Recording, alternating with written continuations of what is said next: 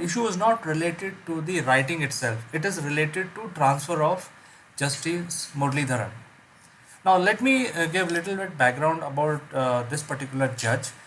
He has, or rather, Judge Muralidharan has given some of the remarkable judgments which has profound effect on the Indian legal system and Indian society by and large.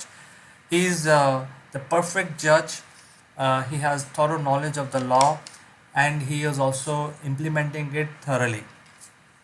He is one of the top luminary as far as legal systems are concerned. Justice Muralidharan was transferred uh, after giving a verdict against the Delhi police, and which was then utilized by a lot of political parties, and it was all in the media and so on. So I just want to dissect this particular event so that and give my own analytics on how it happened, and what happened during that 14 hours. So when the writing was going on in northeast part of Delhi, there is a lawyer. In fact, there are activists.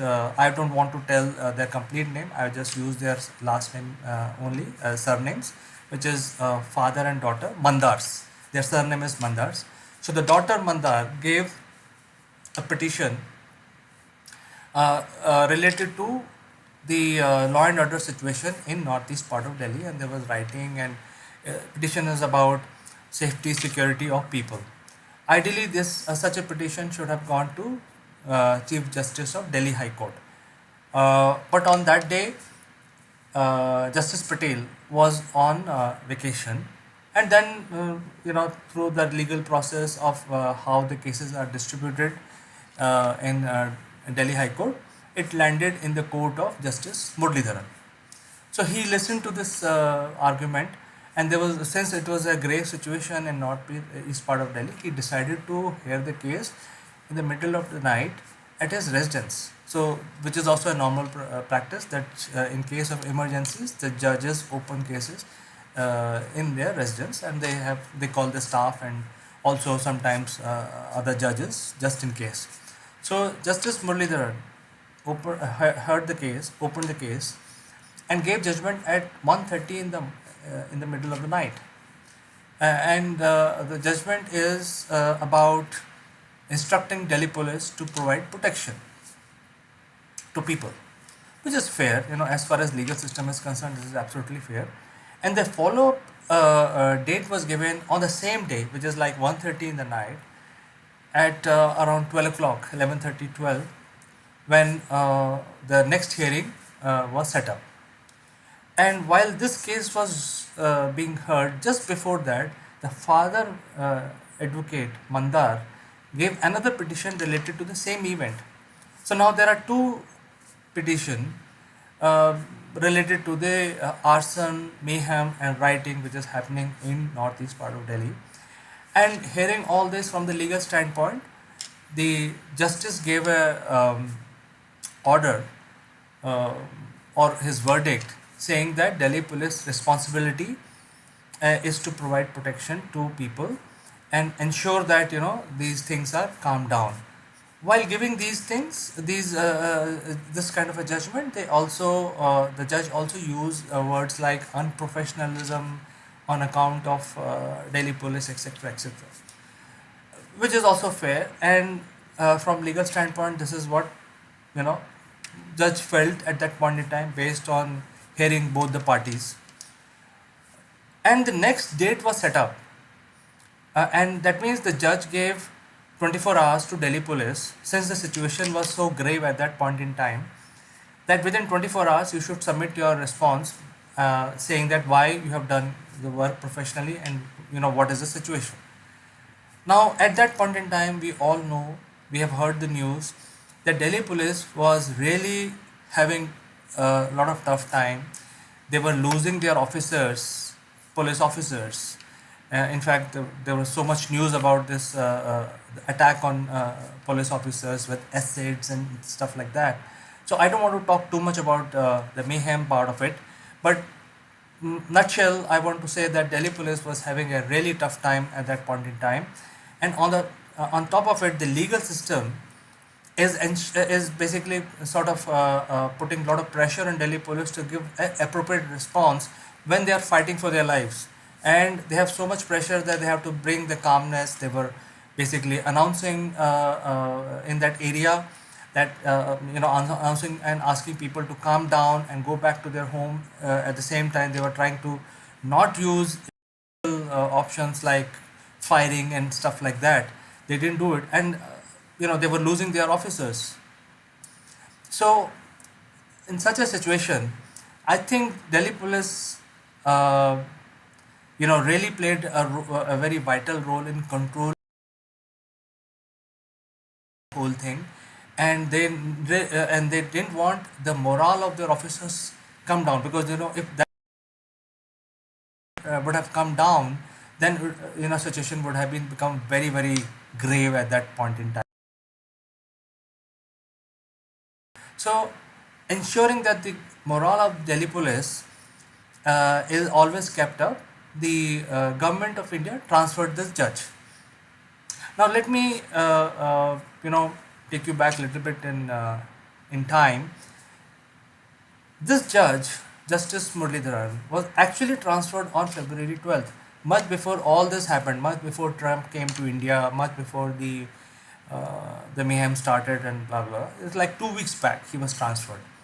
The process is that the collegium, which is the group of judges in Supreme Court, they decide which judge will work where, and this collegium had decided based on their pressures and what is needed where.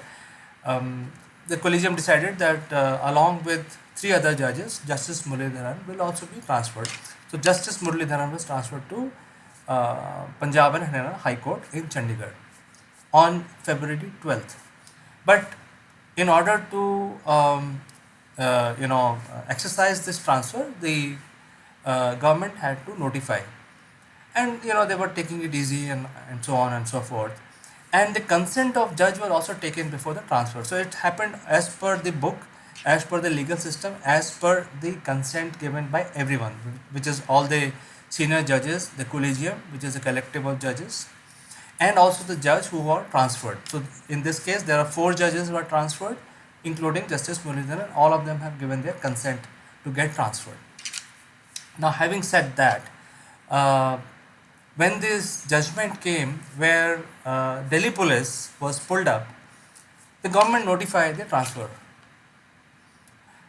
That means, as per the process, whatever judgment any judge gives on that day, if he is transferred on that same day, all the judgments are null and void.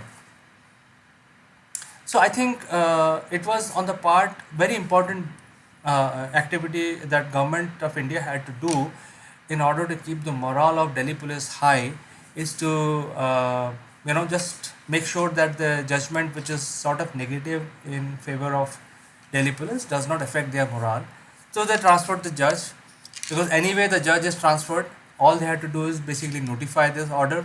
They notified, and consequently all the judgments given by in the middle of the night at 1:30 and also in the afternoon at 2:30 on the same day are null and void. Basically, there is no follow up. This particular judge cannot make a follow up. Hence, the Delhi police now get at least 6 weeks to respond, not one day. So now everything is fallen in place. Delhi police has enough time. Delhi police has filed a lot of FIRs. They are investigating, and they can submit a proper response. So that is what they needed also. So this is what has happened last week with regard to transfer of Justice Muralidharan. Even though it has been politicized, but I don't think the political parties have any legal standpoint. They can just make noise, and they can probably fool some people. But as far as legal system is concerned, as far as the process is concerned, there's nothing wrong in doing this. And government of India ensured that the morale of police, which was very important at that point in time, is also kept high. So this is my analysis on this issue. I will meet you again tomorrow with some more analytics. Till then, bye bye.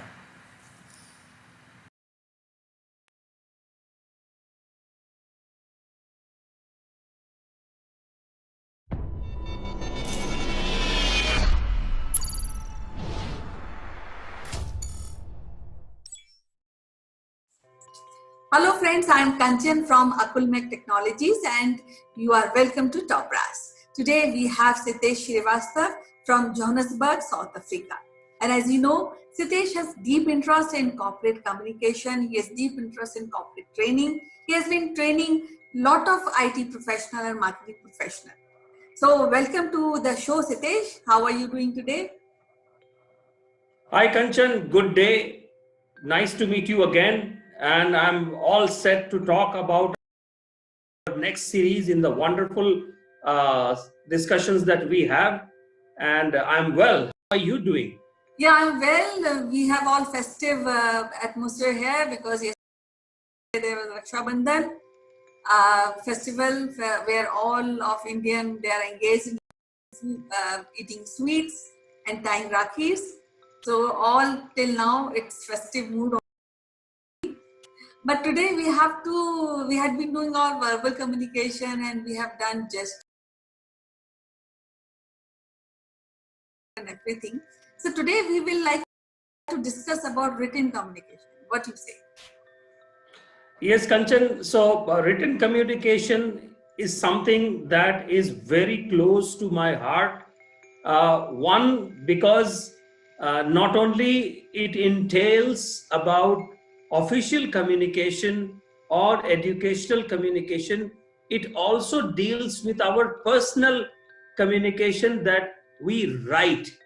And last week we were discussing of handwritten letters, and now when I see we are going on to the digital medium more and more, I really sometimes feel bad that someday too much of digital communication might take away our writing skills or written communication skills. And that too, Kanchan, we live in an age where, the moment you type something, Google tells you predictive text. You message something and it appears already. So written communication is a wonderful thing that comes naturally to humans, and therefore this needs to be practiced again. If you remember, when we were small, we were given to write on a piece of paper good handwriting, and we were rewarded small bits of things in our homes, in our schools, about good handwriting. But in the digital communication, what do you do about that? So one is it actually coordinates with the brain, the thought, and the writing that we do. The other is that it actually helps clarify the idea in our head what we are going to write. And therefore, written communication is something which is very important in the professional life, in our personal life, and of course, in our legal lives as well. What do you say? Yes, definitely. The point you have put across is quite a valid point because we are in digital age and we are especially children. They like to be glued to computer screen and typing on keyboards, and they are discarding somehow the written part of it. Once it is told to them, that it become very kind of burden to children to really write on their notebook with the pencil or a pen. That is there, and I think that school or the parents should look after that at least once in a day.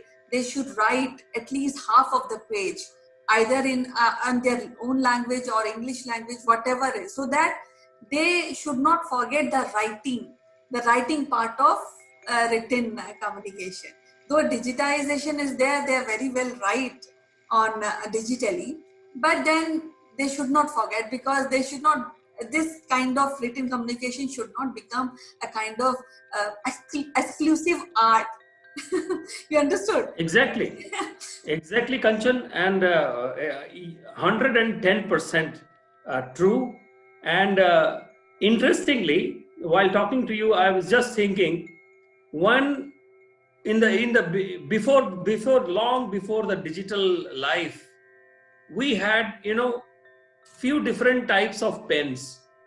Uh, and we had a piece of paper. Even before that, people used to take from the fields some what you call in Hindi, something called sarkanda. They used to take that, they used to dip it into an ink, and they used to write. Yeah, it's You kind know, of the wooden earliest form of pen. calligraphy. Yeah, it's kind of a You know wooden this, you pen. remember this. Yeah. So that is And you raised a quite interesting topic at this point of time. exactly. And so calligraphy, I mean, that writing, and then it became calligraphy. Calligraphy was also became one part of it, went into the, textile designs and all. Calligraphy is still a big thing in Japan because they write the kanjis using those old style pens. Now, the interesting part, Sometimes Kanchan, is people that believe in that today's life, too, with so much of the digitization around, we have tablets, we have phones, we have laptops, we have computers. But when you go to a stationery shop, you will find 50 different types of pens. Now, I really wonder who is writing with these kind of pens. Because we only, when it was time when we used to write, a lot of things was only written. Then we had only few varieties of pens. Now we have 50 varieties of pen, and sometimes the children say, I want that particular pen. And we, oh, what is this pen about? I don't even know. For us, pen was a pen. Okay, ink pen or a dry pen. So what I'm saying is this, Kanchan, that written communication is not just about having a good handwriting. It is also about putting across thoughts clearly that remains on a piece of paper for a very long time. It becomes a record, and it actually shows after 5 years also, 10 years also, when you revisit that text, you can basically think of the mindset of the person. And that is what needs to be inculcated, brought about amongst the students, amongst the children, amongst youngsters. Again, the wonders of written communication, and most of it, has always remained in the working space. But then the personal writing, the personal communications, that itself has a great potential to bring out our creative abilities and to communicate what we want to say. I hope you will agree. Yes, I feel that that writing makes wonders when we write something on paper. So they are not only just messaging of the ideas, but also a creative part is also being enhanced during this course of practice and writing. So it's a very valid point. It's a very true that we should never, as a human race, we should never kind of give away writing on pages or writing something or writing letters. So I think, That's right. yeah, the takeaway of today's discussion is that for written communication, at least you should try once a week writing anything on the paper, isn't it? Right, Kanchan. I think we, from this conversation, we should, give out a message to all the viewers and listeners that today or this week, let's try to ask ourselves as well as our children, our students, or our corporate friends, write one full page in whatever, to whoever you want to write something, and probably bunch together and read it out.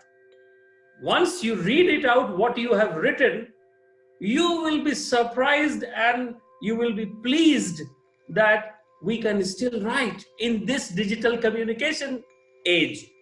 I think that also opens the door of something which was missing, and you may not be knowing that how this much I can write, and this is the way I can write, and this is how it is written by me. So I think that opens a new, altogether a different parameter of one's own personality. Right, Kanchan. And after we finish this conversation, I'm going to listen to that song, Chitti Aayi hai, Chitti Aayi hai. Okay, so it was lovely talking to you as usual, and I also want to tell my viewers that it is not be always into digitization sphere, but come out. Let's try out our hands on writing, do some written practices, tell something to your children, or how to write on paper, how to be cursive writing. There's so many variation in writing also. So we should start Yeah. today to write more and more along with the digitization written communication. Yeah. Yes, Kanchan. If you allow me to say the last thing, please also to tell this to your doctor friends to write one page. I'm not going to say why I'm saying this, but you understand. Yeah. Okay, as usual, it is so nice to talk to you today. We'll extend this written communication topic tomorrow and talk something different, something interesting for our listeners and for our viewers. So, till then, Thank bye you. bye. Take care. Good day. Bye bye.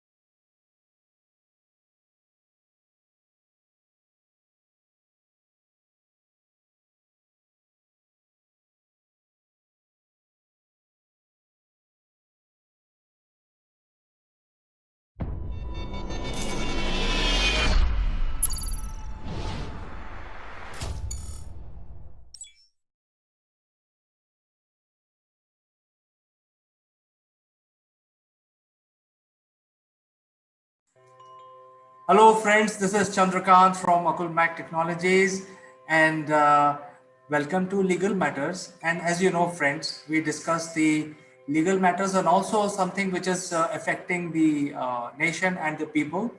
And for this discussion, let me invite my friend from Ahmedabad, Mr. Jeet Bhatt. He is a very well-known lawyer practicing in High Court in Ahmedabad and also very well-known legal luminary. So we are very happy to welcome Jeet. Thank you very much, Chandrakant, for introducing me and inviting me for this program. I'm looking forward to having a discussion.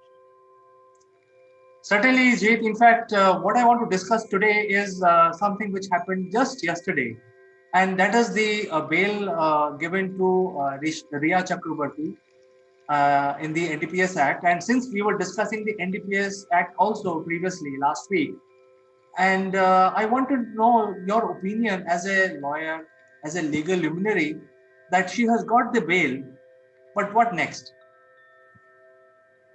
Yes, Chandrakant, as yesterday itself, the Bombay High Court has granted bail on strict conditions to Riya Chakrabarti, wherein the High Court has imposed certain very stringent conditions, wherein she has to deposit her passport. She can't travel out of country without the court's permission. She, in fact, even if she has to leave the jurisdiction of Greater Bombay, she has to inform the special judge in Bombay. And so, well, yes, bail has been granted, but there are stringent conditions. She has to appear on every occasion at the trial. So ultimately, though her personal liberty has been granted to her, but on very strict conditions, and the judgment is also a very landmark judgment on this matter relating to NDPS Act, which I will be discussing. But what next is now, once the uh, once the trial begins, then the witnesses will be called, and ultimately the trial court will determine whether all these accused persons have been found guilty of the charges leveled against them. And if yes, then there are, as I said, there are very strict punishments which can be imposed.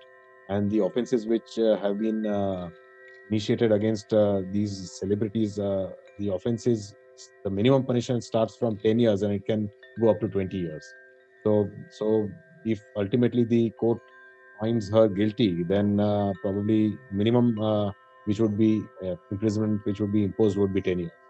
That's a very, very long imprisonment if she's found guilty.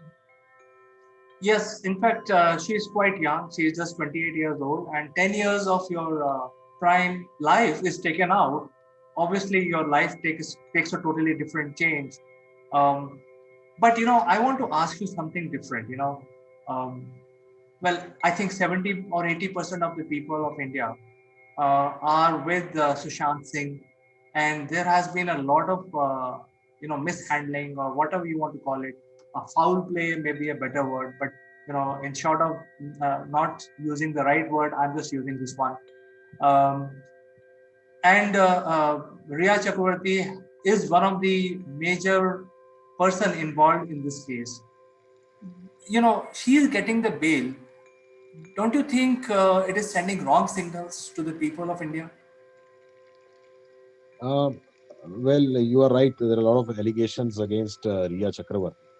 And the manner in which the media has taken up this case, in fact, sometimes the overindulgence of media leads to an unfair trial being conducted. And therefore, in my opinion, in fact, if you read the entire judgment, the judgment is a very detailed, lengthy judgment which discusses on the issues on NDPS Act and ultimately holds that she is entitled to bail because if you look at it from the Act, NDPS Act point of view, there was no recovery or any drugs which are found in her possession.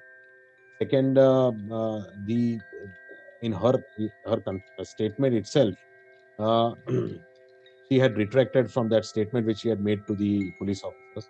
So, and also considering that the allegation against her was that she financed, she procured these drugs not for her personal use but for the use of Sushant Singh Rajput through these drug syndicate.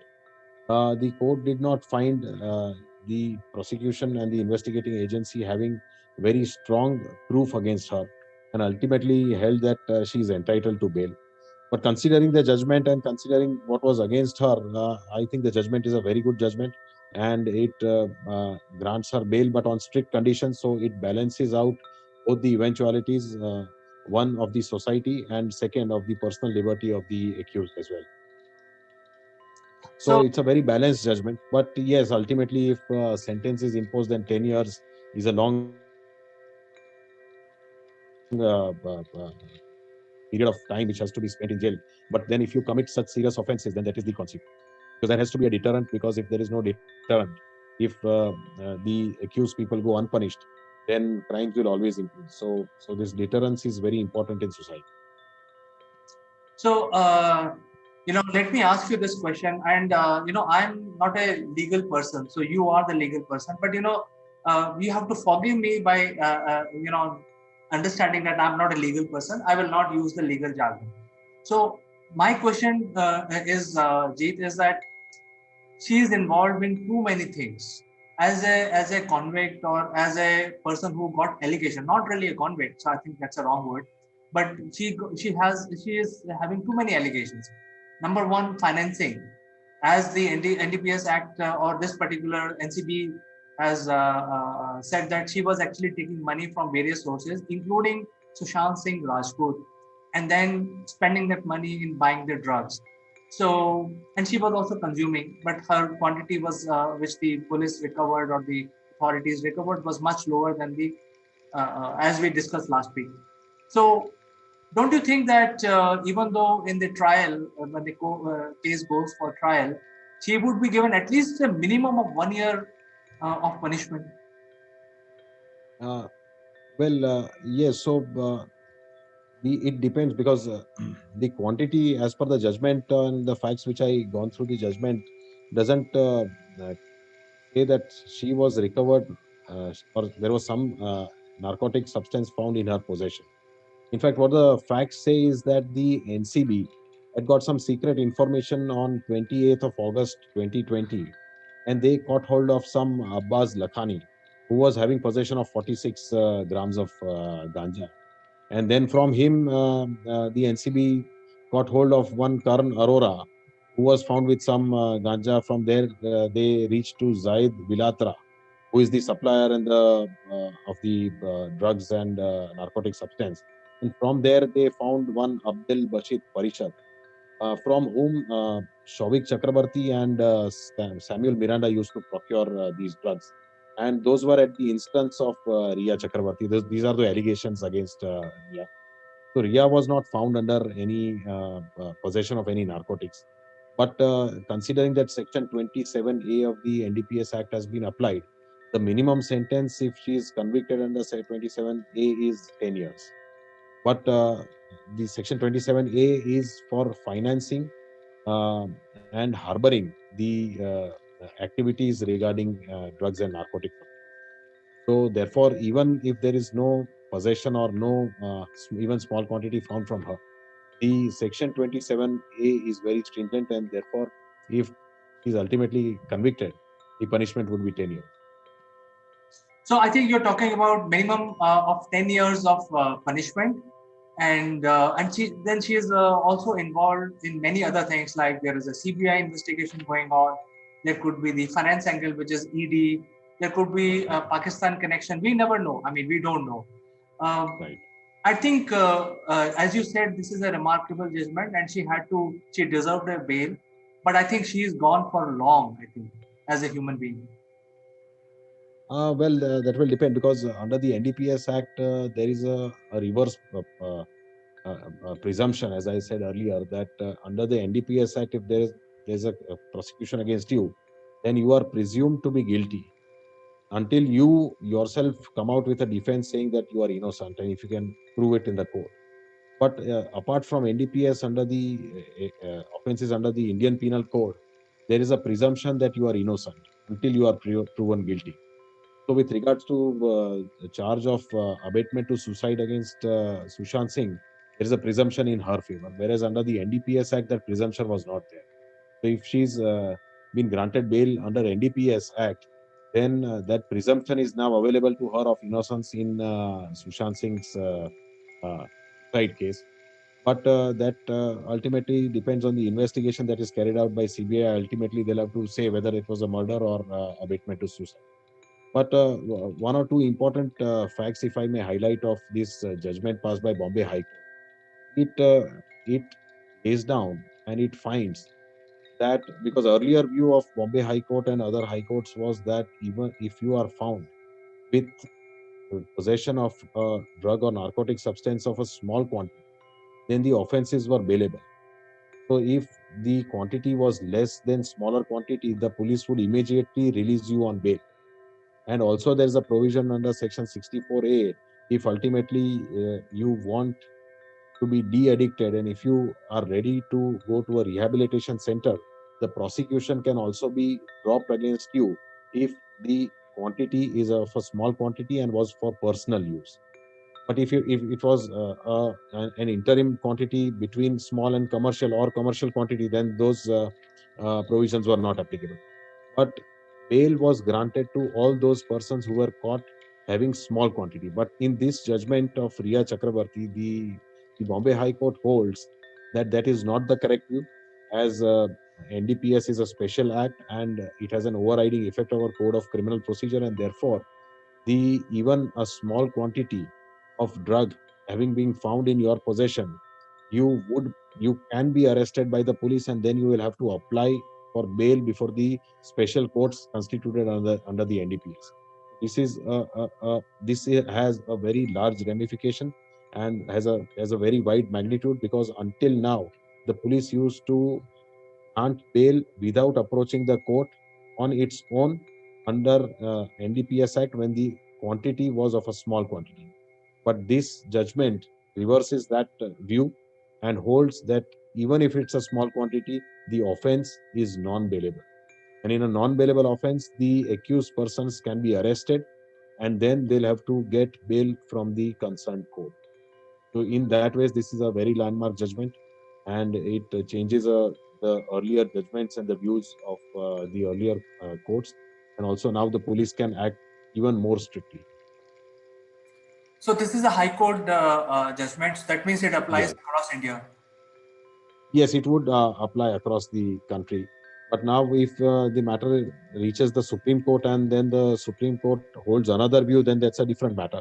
If the Supreme Court endorses the view of the Bombay High Court, then that becomes the law, because the judgments of the Supreme Court are binding to one and all. Yes, this is understood. So I think, Jeet, the sentiment of the country, which is like 70 to 80% of the people, want justice in case of Sushant Singh's death. I think the Indian people deserve to know what really transpired, what is the angle, and whoever is using these drugs and buying and selling, getting into the trade of something which is a illegal substance not only in India but across the world. In fact, if you go to Middle East, uh, you know there is a punishment of beheading. So this thing is so tough by other countries, Yes. and in India, I think somebody has to make sure that these things are not repeated.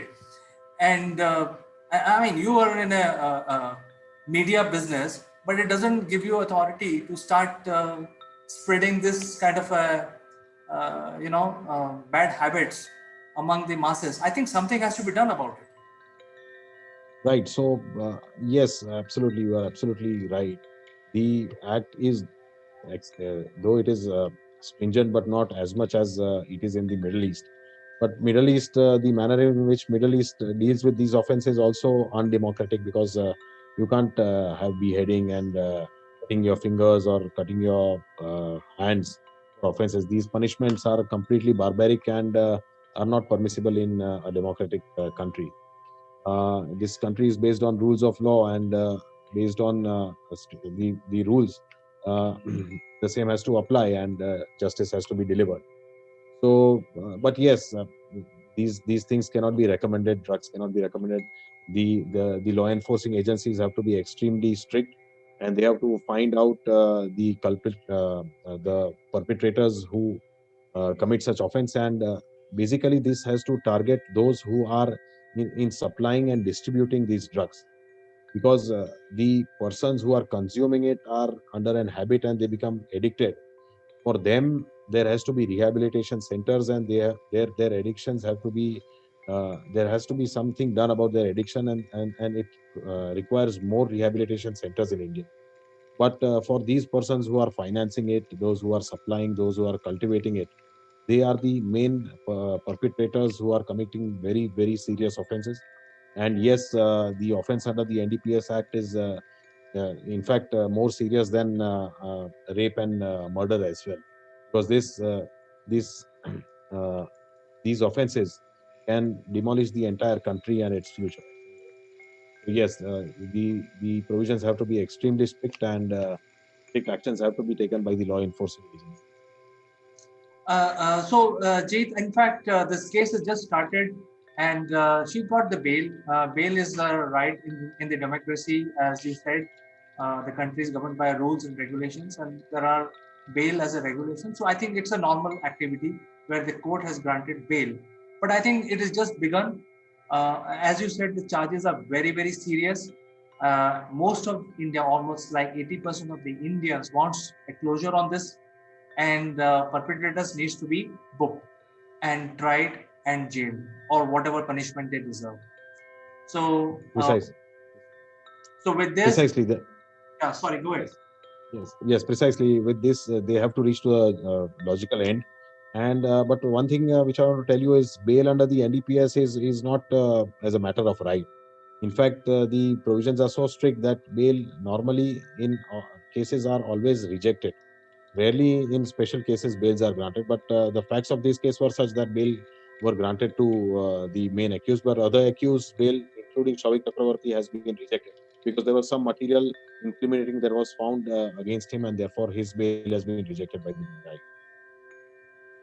So it means the brother Shavik will not get the bail because there was a recovery and there is evidence against him, and Ria got the Yes, bail. Yet the case has to go on trial, and there is ample evidence against her. So I think she will have to go through the whole cycle.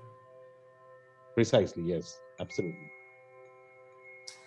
So I think people who are watching this, the learning from an expert is that this law is very strict, and even though Priya got the bail, and this is exactly what we are discussing, but it is not and it's a conditional bail. That means there are certain conditions, very strict conditions attached to it. So it is not that she can just get out and lead a normal life. And when the case goes on trial, there will be a lot of other activities which will be coming out. And then if she is found guilty of either financing a drug racket or consuming it, she will be booked and finally sent to the jail. punished. Yes. And now it is more stringent of because of this judgment is that even small quantity, possession of even a smallest quantity will also lead you into jail, and the offense has become completely non-bailable, and therefore also they are very strict. So I think this is a very good information that you have given us, Mr. Jeet, and thank you so much. And I'm sure our viewers will like and probably like to post their comments, also like to engage with you. So I think it's a great information and great learning for our viewers. Thank you very much, Chandrakant. In fact, I enjoyed this session, and I hope that your viewers get to know in depth the provisions regarding the NDPS Act and how strict they are. Certainly. So, viewers, if you have any questions, please send it to us and we can pick that up in the next session with Jeet. You can also engage with us live during this discussion. But just in case, if you forget to write your comments, you can send us later on. The email is also listed at the end of this video. So, Jeet, thank you very much for joining us today. We will catch up next week once again. Thank you very much, Chandrakant. We'll see you next week. Bye bye.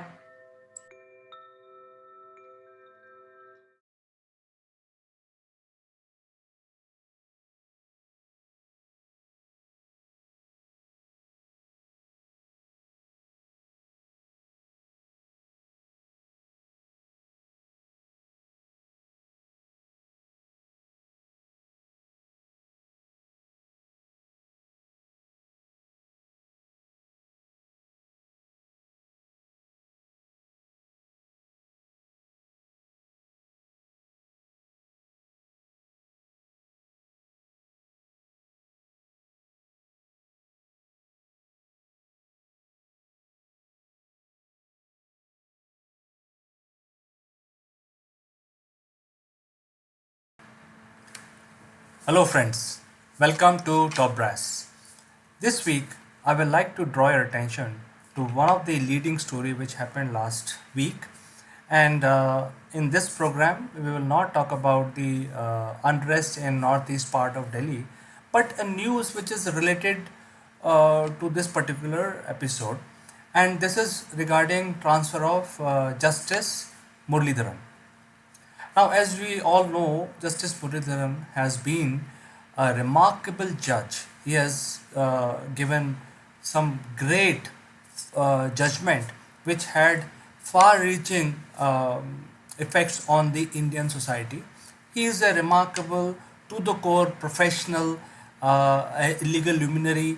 Uh, you know, he is the best judge, one of the best judge in Delhi High Court, and he in a level of seniority he is number 3 in Delhi High Court. Now what happened is that during the Trump's visit to India, there was a little bit unrest in northeast part of Delhi, and there were the rioting going on. And during this period of rioting, there was certain area, small area in northeast Delhi, was on boil, and there was little bit of law and order situation. Then there is a lawyer who are the sort of a lawyer and the activist, human right activist, and basically Mandars. They are the father and daughter. So the daughter Mandar brought out a petition in Delhi High Court, saying that the people are having a lot of problem, and the ambulances and the police and safety and so on is not reaching the people in that area on time. And this was brought out, and it's sort of an emergency. So normally judges sometimes also hear cases in their homes. So this is exactly what Justice Murlidharan did. In the middle of the night at his home, he called his another judge, his fellow brother judge, and then he gave his ruling that hey, Delhi police should provide protection, and that is 1:30 in the middle of the night. And in the morning, what happened? So the next hearing for this particular case was set up at in the afternoon, around 1 o'clock or 12:30. In the meantime, in the morning, when the judge resumed his activities, there was another petition filed by this time the Mandar, the father, who is also a well-known lawyer and also an activist, related to the same incident. So what happened is that now these cases are being sent to Justice Muralidharan's court. Now he has got two petitions filed, and then so he was going through the cases, and it was in the courtroom, and then there was a lunch break in between around 1:30, and by 2:30 the order came out uh, that there are certain things that Delhi police is lacking, and there are certain words which were used like unprofessional and so on and so forth. But so this is what has happened, and this created a little bit of news. However, the news related to the incident, which is the rioting, is much bigger than this one.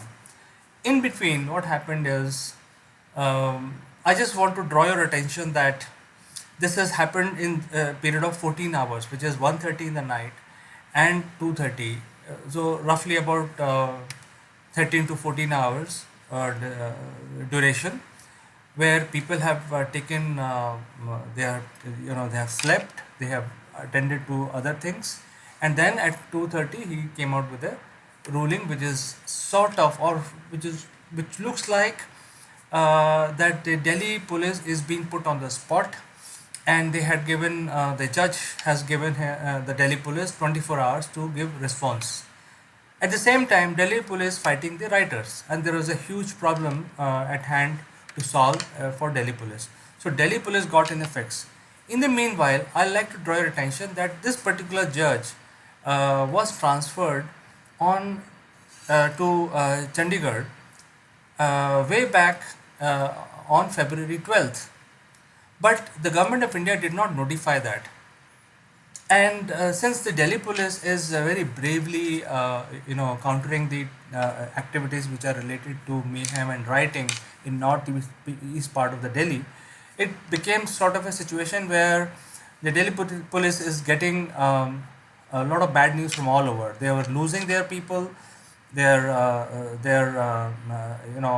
constables and officers were under attack by the rioters, so they were solving that.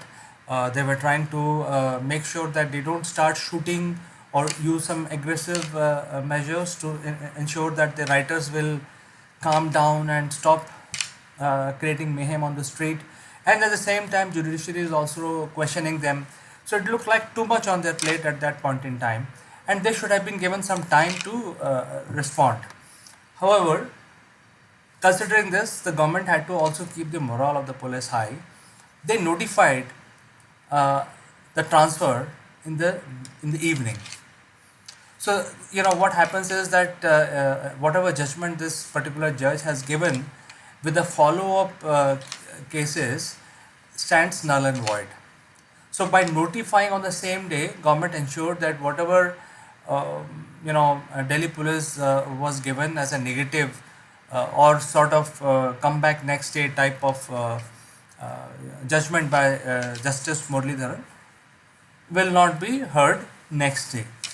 So this is exactly what has happened, and so this is a normal process. It happens. This is by the law. Whenever the judge is transferred, all the orders taken on that very day when he is transferred are null and void. So this is exactly what has happened. However, the political parties had all the opportunities to talk about it and politicize it, and which they did. They took it to very high level. It was all in the media, but it is not such a big deal because the consent of the judge were also taken before the transfer orders were given. So it was a collegium of the Supreme Court which transferred the judge. The consent was given by Justice Muralidharan, and it all happened by law. The only one minor thing is that since that judgment came on that day, on the same day, government notified the transfer to Haryana and Punjab High Court, and he has been asked to join the services in Chandigarh.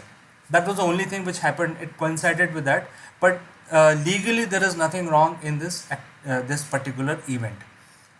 So this is my analysis, and I personally feel that Delhi police was having too many things on their plate on that particular day when they were trying to calm the people. They were losing their officers to rioters. There were a few deaths also. I think all of us know about it.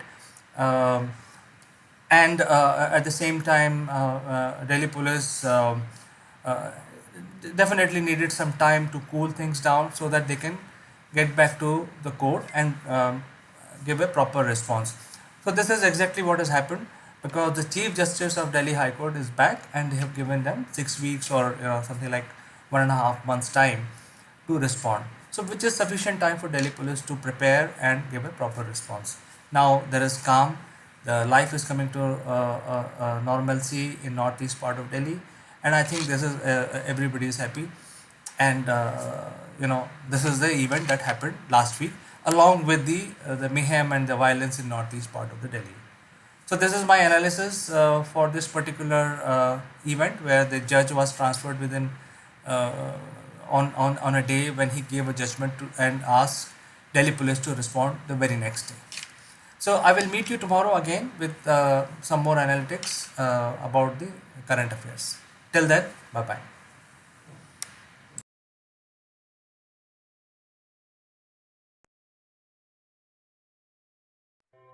Hello friends, this is Chandra from Akulmach Technologies. Welcome to Top Brass. Today, I would like to inform you about the science of immunology, and what is the contribution of India as a country or India as a civilization to the mankind.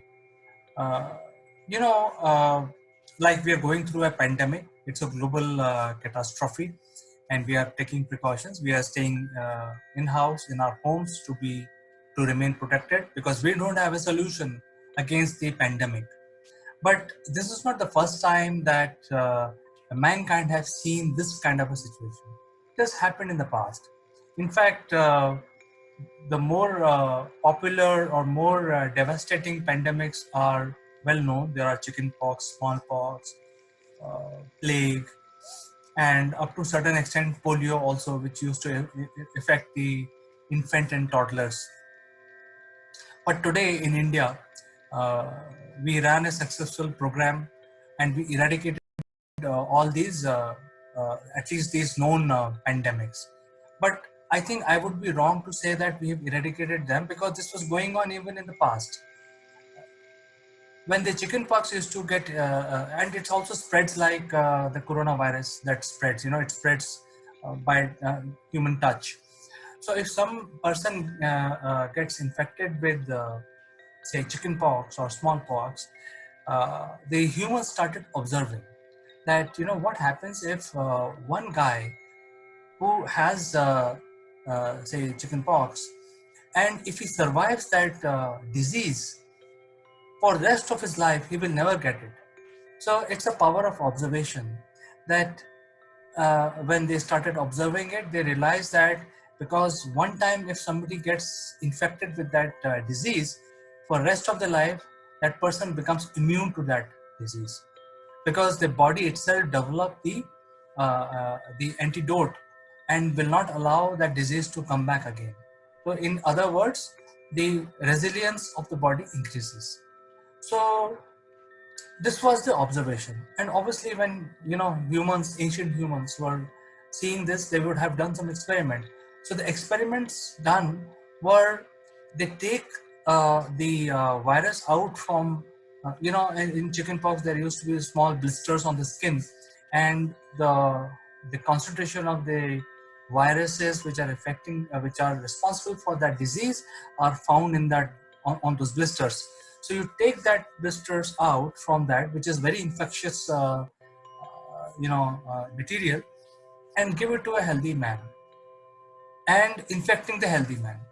Now, by doing this permutation combination, we have no record of what was going on, but by doing this permutation combination, the humans, ancient humans, realized that if we give the this disease to a certain person in limited quantity, in certain less quantity, so the person will get infected, but the body will fight that infection, and then the person is sort of inoculated for rest of the life.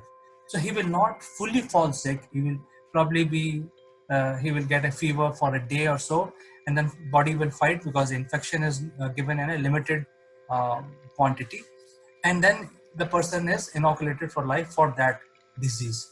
So this is like an ancient knowledge which humans gathered, and they were able to come out with a solution. Now, this particular knowledge which they got is was kept very as a closely guarded secret. It was not known to a lot of people, and in fact, in India there is a written documentation almost like 1,000 years back about this. So, for how long this was being practiced, we have no idea. The assumption is it could have been more than 2,000 years old science, and in modern world we call it immunology. So now there's a lot of talk about finding a vaccine for the coronavirus, and a lot of conversation going on about immunology. But this is not something new. This was going on for quite some time. And only mistake Indians did it, that it was kept as a secret to the high priest only, and it was passed through generation to generation. In fact, the high priest, or the person who was actually uh, who knew this knowledge, how much uh, disease to be introduced in a healthy person in order to inoculate, were being called to Middle East, to Syria, to China, and eventually this knowledge reached China, and from China and India, this knowledge reached the rest of the world. So this is so amazing. When I was reading about and when I was trying to do research before I started making this video, it was so amazing that the human ingenuity is so vast, and it's not something which is related to the modernness or the modern sciences that we see. This was already known from 2,000 years back, and the humans were working on the immune system even without the modern medical systems being available. Even today, the modern science have no answer to this pandemic. What we are also speculating that some people will have, uh, natural ability to fight the infection which is caused by the virus. But we don't have data to back that up, so I will not talk about that. Now I will talk. So this is one information which I thought I'll pass on, where the immunology is not a new science. It's been there. The knowledge of how much and how to do this is already present, at least in certain civilizations like India and Chinese civilization. But I would like to draw another attention, which is more recent. India got independence in 1947, but these issues were there. A lot of people were dying of chicken pox and smallpox because this knowledge was sort of lost, because we were ruled by the British, and then before that there were a lot of invasions which were going on. So this knowledge was lost. A lot of people were dying, a lot of infants were dying, and there were a lot of pandemics in India. So the Indian government decided that they want to fight these pandemics, and they decided to launch a very strong, very well organized programs in the 60s. So a lot of inoculation happened. In fact, uh, in 60s and onwards, the inoculation used to happen door to door. The medical officers used to go and each houses and inoculate people so that they don't get that infection. So 60s there was inoculation. In fact, the technology of giving these inoculation was very primitive, because they had to inoculate thousands and thousands of people, because India has a lot of people. So people who got inoculated in 60s and 70s have the scars on their arm because that inoculation used to leave a scar. But after that, the government created a complete plan. The population today, which is born after 1980s, do not have those scars because now it is more advanced, and there is a complete roadmap when the child is born. Up to 12 years or 15 years, there is a complete roadmap of how many shots the child has to be given. So now, in fact, every children that is born after 60 in India is covered by these inoculations. So while we are searching for the cure for the pandemic, but the Indians, because we ran a very methodical and well organized plan, the Indian people, Indian government, right from 60s, they had beaten all these deadly pandemics. So is there a inherent uh,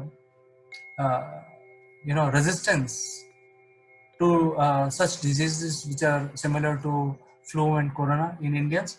We don't know. I'm just saying that Indians may be less affected by this, but we don't have any proof because the Indian people have gone through various inoculations as a mandatory exercise after 1960. Now let's talk about Iran. Iran is very badly affected. There are so many deaths. In fact, some people are saying that Iran is not revealing their numbers. So I will not get into that part. But Iran is very badly affected, even though they also had the inoculation program, a very well-defined inoculation program. But the only problem is they started their inoculation in 1984, starting with BCG and some of the other things. So their plan uh, took took in effect or basically effective from 1984 onwards.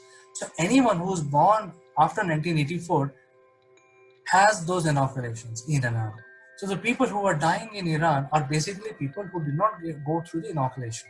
So the older people, middle-aged people who did not have the protection of the inoculation, are the infection of corona is more severe on them than as compared to people who are born after 1984. Then there are certain countries who do not have such programs because they have some of the countries have not seen these pandemics, unlike India and the Southeast Asia, where these malaria and all these things are very common. Some of the other countries who do not see these things, again, the corona or this particular COVID-19 is deadly for those countries who do not have the inoculation program against these diseases. So I'm just making an assumption. I'm not making any, I'm not making a theory. I'm just saying that these are the symptoms because none of us have these symptoms. Doctors are trying to build a medical data about how the things are, how the graph, we are talking about flattening the graph. So this is basically a medical term.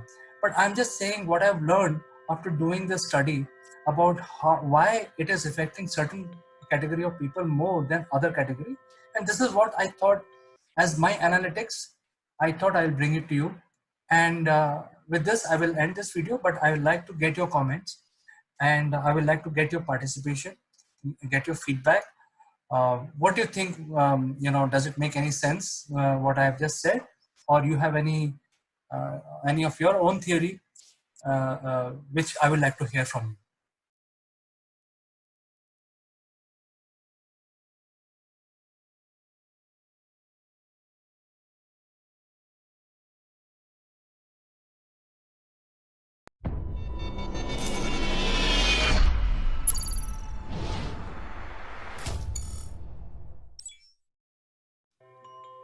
Hello friends, I am Kanchan from Akulmach Technologies and welcome to Talks. Today I have a very interesting topic to discuss, and before I go further, I just want to inform you that today is 74th Infantry Day. To discuss more about this particular day and share our ideas, I have Sitesh Srivastav, who has a deep interest in corporate training. He's been associated with radio broadcasting, worked in multiple continents. So, welcome to the show, Sitesh. How are you doing today? Thank you, Kanchan. Today being the Infantry Day, I would like to say yes, ma'am. I'm fine. How are you? Yeah, I'm fine, and I would like to extend congratulations and happiness to all countrymen and, of course, army people. So I just want to just tell you, put facts in front of you that it is a day. Why we celebrate is because this is a momentous day in 1947 when the princely state of Jammu and Kashmir was under attack by tribal raiders supported by troops of newly formed Pakistani army.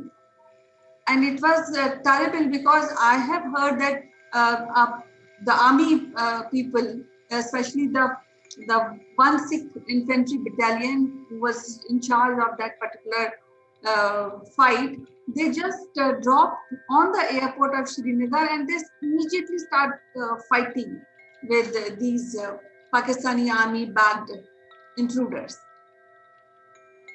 Yes, Kanchan. As they say, the army consists of the first infantry division, and there are 8 million replacements. So every soldier, when he touches the ground, he or she, let us be more correct, they become the infantry people. They are the foot soldiers.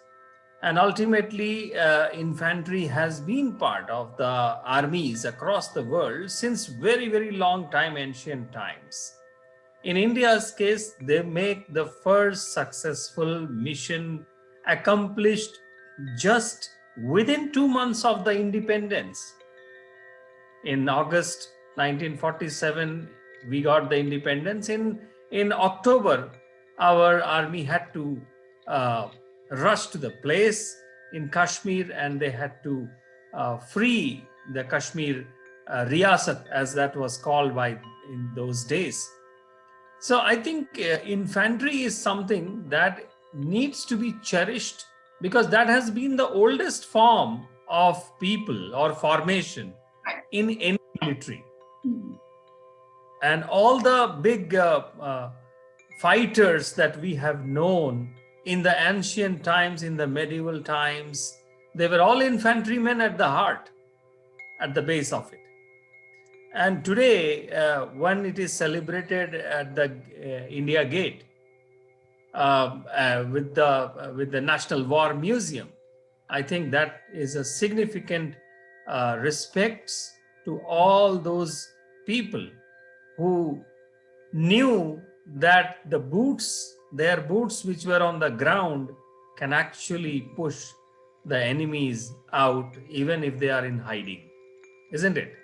Yes, I want to just add, I'm very proud because I passed couple of years in Kashmir and can very well understand the pressure Indian forces undergo on these insurgencies or intruders fighting. So it's terrible sometimes. And to celebrate this day is not only one day. I think it is kind of throughout a year, maybe as a kind of, it's a part of your mentality that you appreciate the work which is being done by army since the independence. And the infantry has always stood by the nation in the times of crisis. Infantrymen had displayed utmost dedication, courage, and selfless devotion to duty. So, and when we are celebrating, every year we celebrate October 27 as an Infantry Day, and you must have seen on television how they have put uh, respect on India Gate and to the soldiers who have sacrificed their lives in this work of dedication. Interesting. Yes, Kanchan. And the interesting part of today's respect ceremony is that our Chief Defense of Staff, General Bipin Rawat, and our Manoj Mukund Naravane of Indian Army Chief, they gathered at this National War Memorial, and that infantry division which held back the People's Liberation Army in 1962, they were witnessing it. You see the kind of message that was given by this ceremony today. And that is the might of Indian Army and the infantry people of India, and the leadership who are leading this from the front. So infantry is a military specialization that engages in the military combat on foot, and there are different variations, different formations of it. Some of them are mounted, some of them are unmounted. And infantry is part of those three pillars of army, which is infantry, cavalry, and armored vehicles. So most of the infantry action in the recent times have been seen in the World War One, World War Two, and then respective battle zones in the world. They are the people who get through the most casualties, Kanchan. The images of casualties that we see most of come from the infantry of the army, and it is the situational awareness that makes them smart, that makes them really agile in those terrain. They know the terrain in and out, and of course the army side, the enemy side also knows this. So it becomes more challenging, because I think it is more than the boots on the ground. It is what goes on inside the minds that sees them through the victory, Yes, this isn't it? Indian inventory has been working in Siachen Glacier, on Thar Desert, also in Northeast insurgency. They have played an active role in curbing the insurgency, especially in Northeast and in Siachen. So it's tough to really keep standing and safeguard the territories and other aspects when it comes to general public, safeguarding the rights and the freedom of public. And I think every day and every hour, every minute, we should pay respect and salute to these smart and these brave Indian Army soldiers. Exactly. And I think it is important also, I wanted to highlight this, that the infantry, being the foot soldiers, they are no less than the officers. They are no less than the people who actually give the command. And therefore, the general perception of the civil public has to be that it is army is not about the army officers. Army is about the infantry. Army is about the foot soldiers. It is the foot soldiers on whose shoulders the generals and the lieutenant generals and the colonels actually sit, and they see the victory through. So the services of infantry is actually priceless, is actually precious, and therefore I would think, or I would like to think, that they are very well taken care of in terms of salaries, in terms of the benefits from the Indian Army, and in terms of retirement, in terms of commissioning, in terms of progression, in terms of promotions, and everything, because army is also an organization. Yeah, I agree with your point of view, but I also want to put forward one thing, that in army, every right from top hierarchy to bottom, there there it is a different than when we see the corporate hierarchy. And I think the top generals or majors, they are the front warrior when it is a war. So I think they become inspiration while undergoing any war like situation or any type of insurgency. So I think that's entirely very. We have in India, we have quite a professional army, and we have very able general at the moment, and we have very good general, and a story about them should be read and should be maybe a chapter on their personality should be included in the curriculum of studies in schools and colleges. So we had these kind of generals in our army. And regarding this 1/6th Infantry Battalion, who were the first infantry contingent in Indian Army who fought in Jammu and Kashmir. So I just like to salute them for their work and their bravery.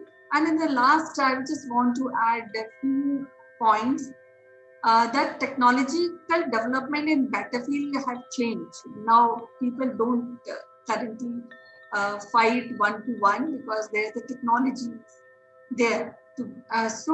But then I think it is unimaginable at this point of time at that point of time, actually, when in 1947, when these army professionals had to take care the intruders and they fought, they fought house to house and like mohallas to really take out these intruders from Jammu and Kashmir.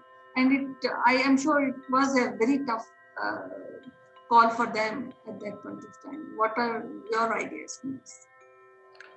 No, I agree. When I was growing up, Kanchan, I have heard about 1971, that Bangladesh liberation war that was fought on our eastern borders and also on the western borders. Infantry played a very, very crucial role in the whole army formation. And to think about it, the Indian Army was fighting a war on the two different borders, which were at least 3,000 miles apart, the Bangladesh border and as well as the Pakistan border from the Punjab side and the Kashmir side. So definitely the infantry played a great role in that.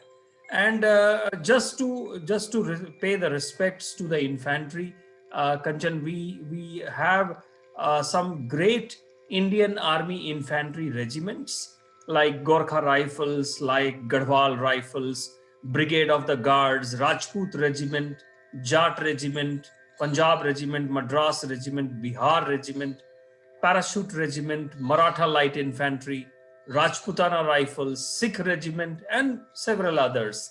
And I think it is a great time to celebrate these warriors, and let's not call them foot soldiers, because it's they are the soldiers. Everyone is a soldier. A lieutenant general is also a soldier. A brigadier is also a soldier. The soldier is the essence of this, and therefore it needs to be commemorated, it needs to be respected. And I think uh, we are doing a great job by highlighting their contribution in our India's security. And it is again one more reminder to the civilians that the peaceful sleep that we take every night, it is because of these people who secure our borders: Indian Army, Indian Navy, and the Air Force, and paramilitary as well. Yes, in the last just closing remark, I just want to tell you that happy 74th Infantry Day to all Indians and the toughest men of Indian Army. So it was wonderful talking to you, Sitesh, and we'll be meeting with some different topic on in a different episode sometime later. For today, Jai Hind, bye-bye. And thank you, Kanchan. The only one request to all our listeners: probably in a couple of centuries, they should not be called infantry, because that actually has a historical roots from coming from an infant, though they are not. They are real warriors. Bye-bye, Sitesh. Bye.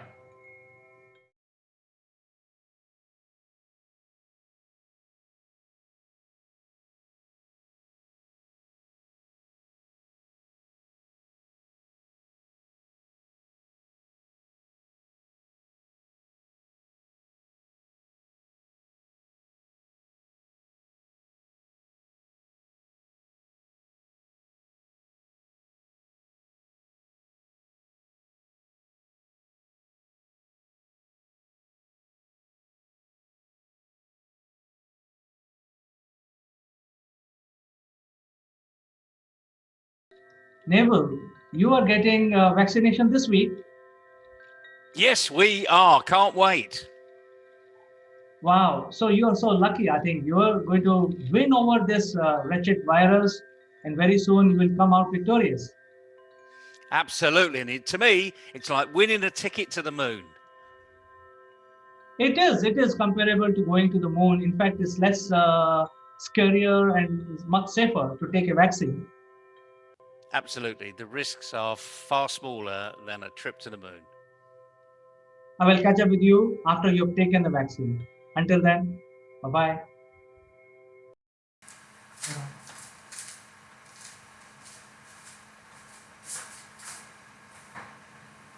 Hello friends, I'm Kanchan from Akulmach Technologies. You all are welcome to Top Brass Likeable Leaders. Today we have Mrs. Meena Patange, who is the Dean of College St. Anne's in Hyderabad. St. Anne's College of Women is one of the top institution in Telangana and across South India.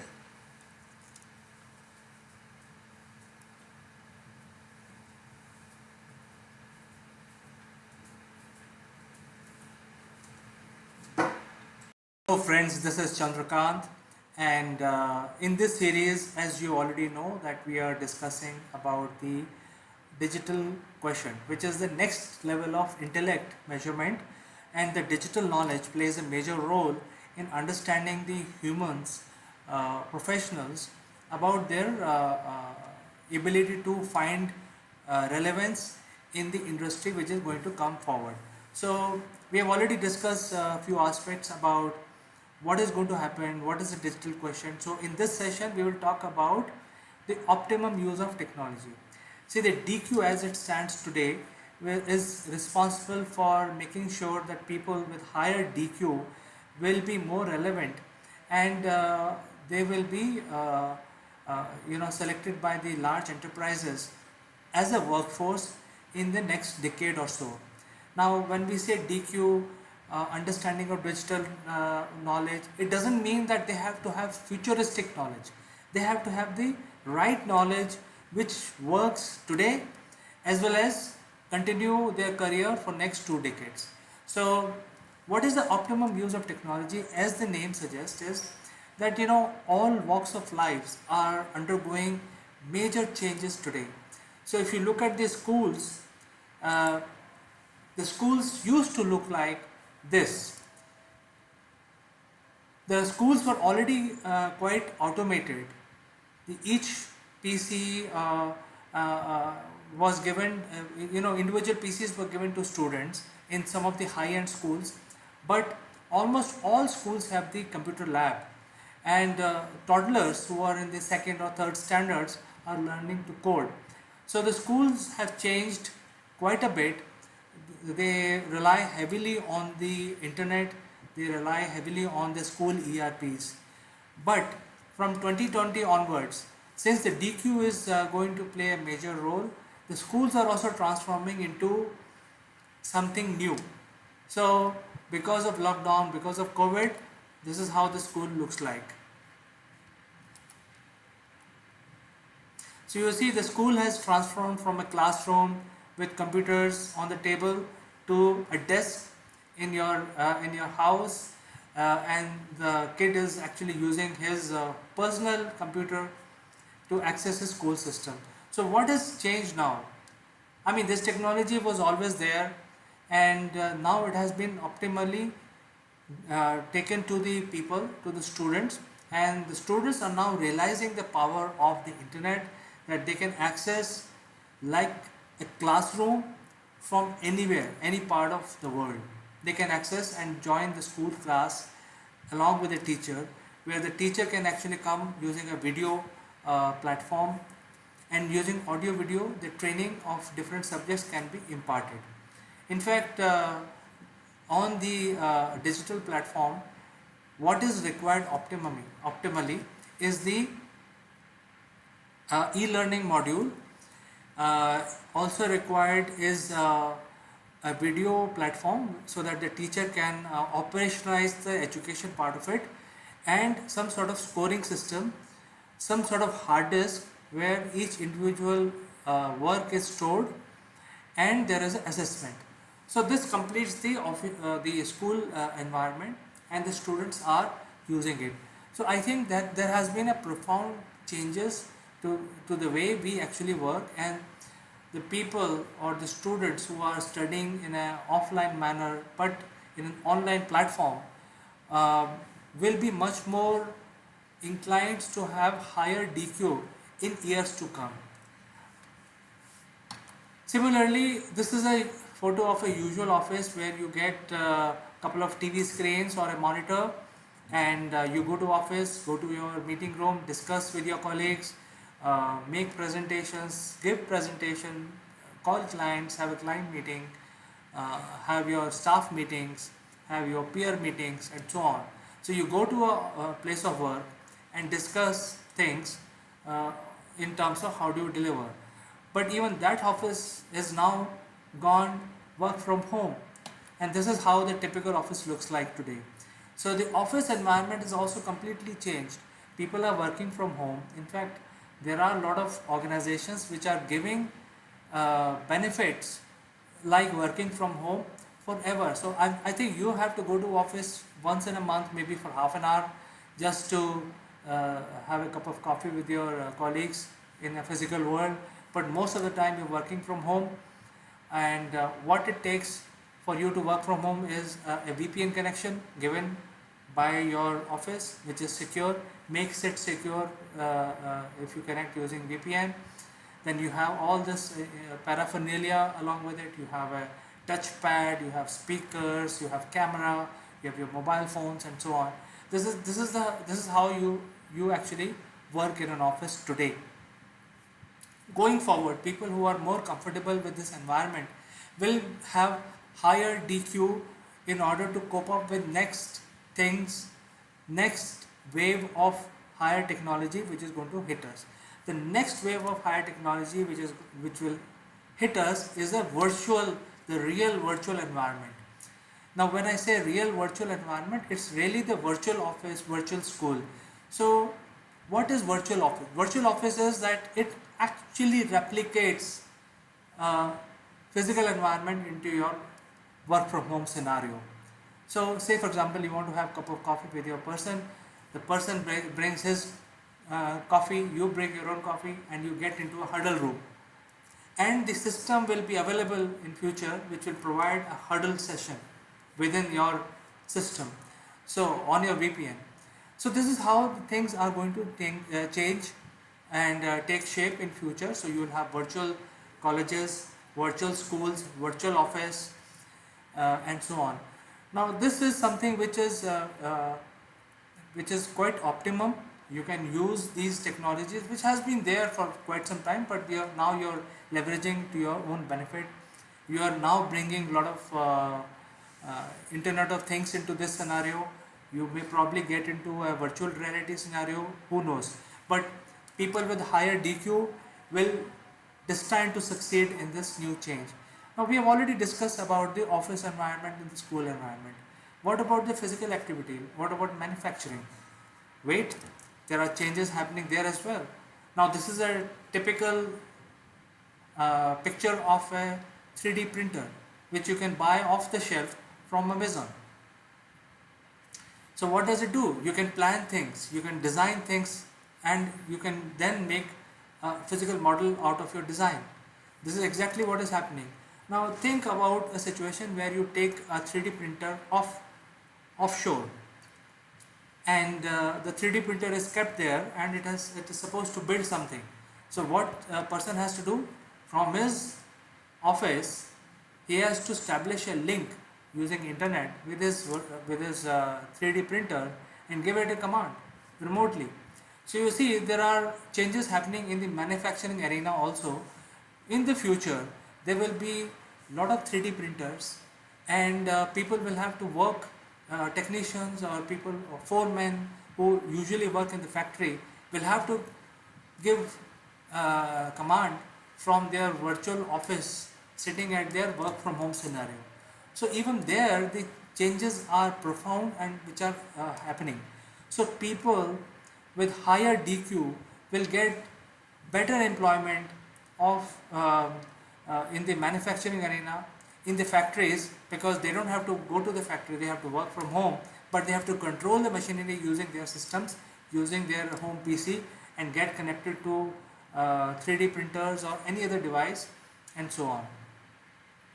There has been a lot of similar arenas in the medical also, where the operations are being done by robotic arms, but the robotic arms are being controlled by doctors who are operating the patient from 10,000 kilometers. So things are very rapidly changing. Everyone should embrace this change, because world is not going to wait for those people who don't have higher DQ. So it is important to understand these changes which are happening, and everyone should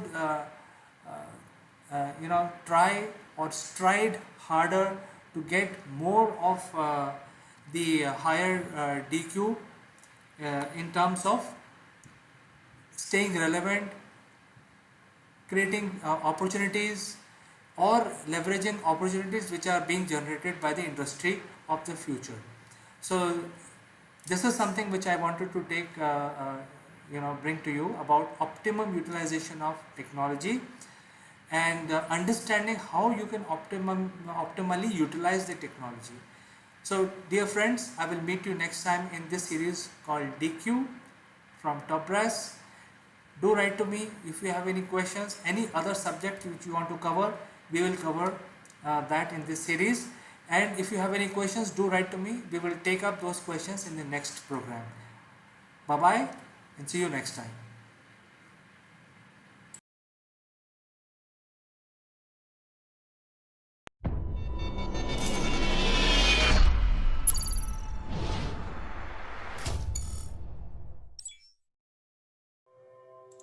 Hello, friends. I'm Kanchan from Akulmach Technologies, and you are welcome to our show, Nations. And today we have Sitesh Srivastav, who has a deep interest in corporate training and is closely associated with radio broadcasting. So, welcome to the show, Sitesh. How are you doing today? Thank you, Kanchan. Every day talking to you seems like a meter ticking on the life, like a taxi meter. So in this COVID and the end of 2020 is just 2 days away. How are you? Yeah, I'm fine. And see, all these all these last year and all these days are quite crazy days because we are waiting for the vaccine. And see, all our life pattern is kind of upside down. We are not going out. We are not meeting people. We are not meeting our friends, relatives, and waiting for the vaccine. And you know, Sitesh, that there's a dry drill which was conducted on December 28 and 29 in Assam, Andhra Pradesh, Punjab, and Gujarat. The exercise was aimed at the testing of vaccination process, including planning and preparation, creation of facilities, users on co-win application, session sites creation, mapping of the sites, healthcare workers, data upload, receipt of vaccine and vaccine allocation by the district, session planning, deployment of vaccination team, logistic and mobilization at session site. So all these is being done because we are hopeful to get vaccination in very, very near future, maybe in the month of January or Feb. So, Kanchan, the biggest vaccination campaign has already begun, as we have seen. More than 4.6 million doses in 16 countries have been administered already, according to the data that we have from Bloomberg. And vaccination starts in the US from December 14 itself with healthcare workers. And so far, 2.13 million doses have been given out in the United States, which is the most affected country with this COVID. The challenge with the vaccine is multifold. Have the scientists done enough trial? That is what the people are asking. The most prominent one, the Pfizer BioNTech vaccine, which is being given out apart from the Moderna vaccine. You know, the Pfizer BioNTech vaccine was not taken by the executives of the same company. There have been some cases where the nurses, the healthcare workers who took, they passed out and then they regained conscious of a couple of hours later. That took the whole hospital by fear. And these vaccines, the way the 64 or 70 odd vaccine trials are happening, they are into phase 1, phase 2, and phase 3. uh, Apart from US, there are other countries also. But the question remains, which I'm asking to my friends and associates: who will be in the priority number 1 to receive it, and who will be priority number 2 to receive it? Will it reach the normal public? Will it be like me, a normal healthy person walking to a clinic and asking for it and getting it? What is the difference between dose 1 and dose 2, and how many weeks? All these questions uh, are something we have already started seeing along lines in front of the clinics. And those are again dangerous signs. With a new strain coming in, that also is a question whether the vaccine that is coming, is it effective for the new strain as well? So there is a lot of fact and lot of confusion, and therefore it is important for us to find out and follow the news carefully from the right kind of sources, Yes. even when you talk about what we are going to receive in India. Yes. So actually, Sitesh, nowadays what I feel is, based on the reports, the situation is quite critical because there are more than 135 vaccine candidates in different stages of clinical trial, while 44 of them have reached to a critical phase of human trial. Currently, there are at least 91 potential vaccine in pre-clinical trial which are still being tested on animals. Now, when I'm talking about this, again, you see, we are very hopeful about Oxford University vaccination because this vaccine is produced by Oxford University, backed by pharmaceutical giant AstraZeneca, is one of the front runner in the race of producing a safe and effective a vaccine for COVID-19. The potential vaccine has been developed using a weakening version of common cold virus and has been combined with a genetic material of spike protein of SARS virus.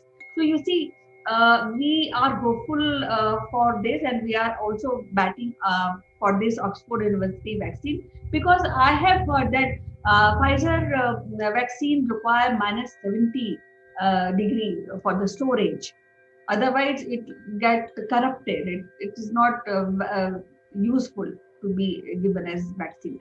So as I told you, things are quite critical and quite worrisome.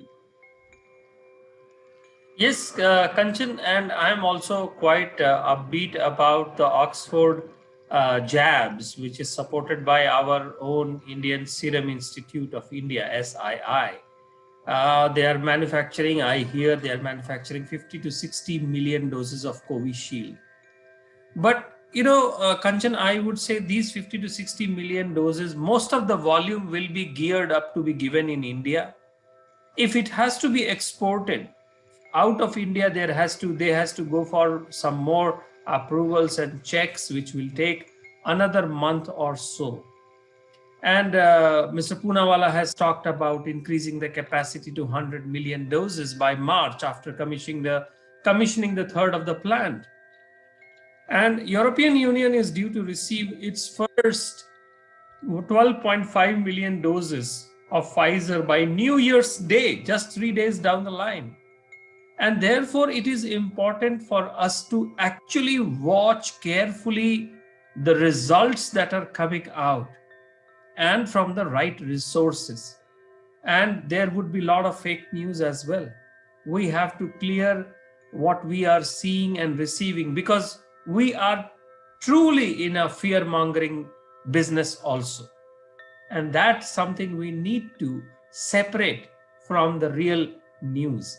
And therefore, these many people are saying that, okay, I'm not going to be part of trial, but I would like to wait and watch.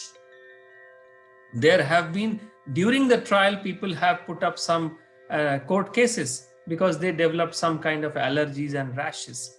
So who is going to get the first one Dr. Fauci, the chief epidemiologist in US, he took the Pfizer vaccine on television.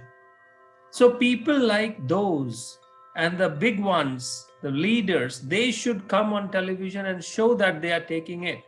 It brings some kind of a confidence, because the speed at which the research is being finalized is something that also creates a suspicion, rather than a complete going away of this vaccine, given the new strain is also in our picture.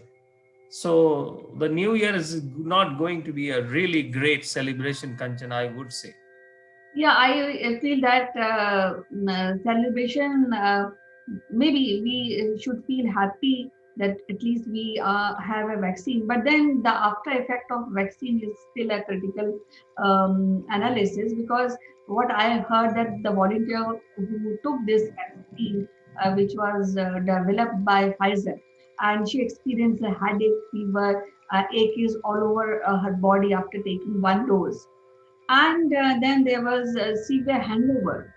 So all these are it's said to be a mild side effect, and nobody has come out. The company who are developing these vaccination have come out with sure short analysis that it is 100% cure, 100% cure COVID, because they always say 70% and 30% they say that it's a side effect. So what as you told that Oxford University will be selling its vaccination under the name of Covishield in India, and that will be produced by Serum Institute of India.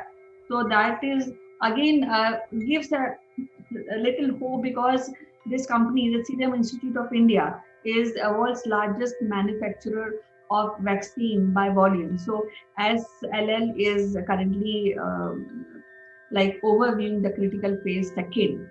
So I think we sit and see what's happening, and is this will be viable for people, and it'll, I think will may have good days ahead in 2021.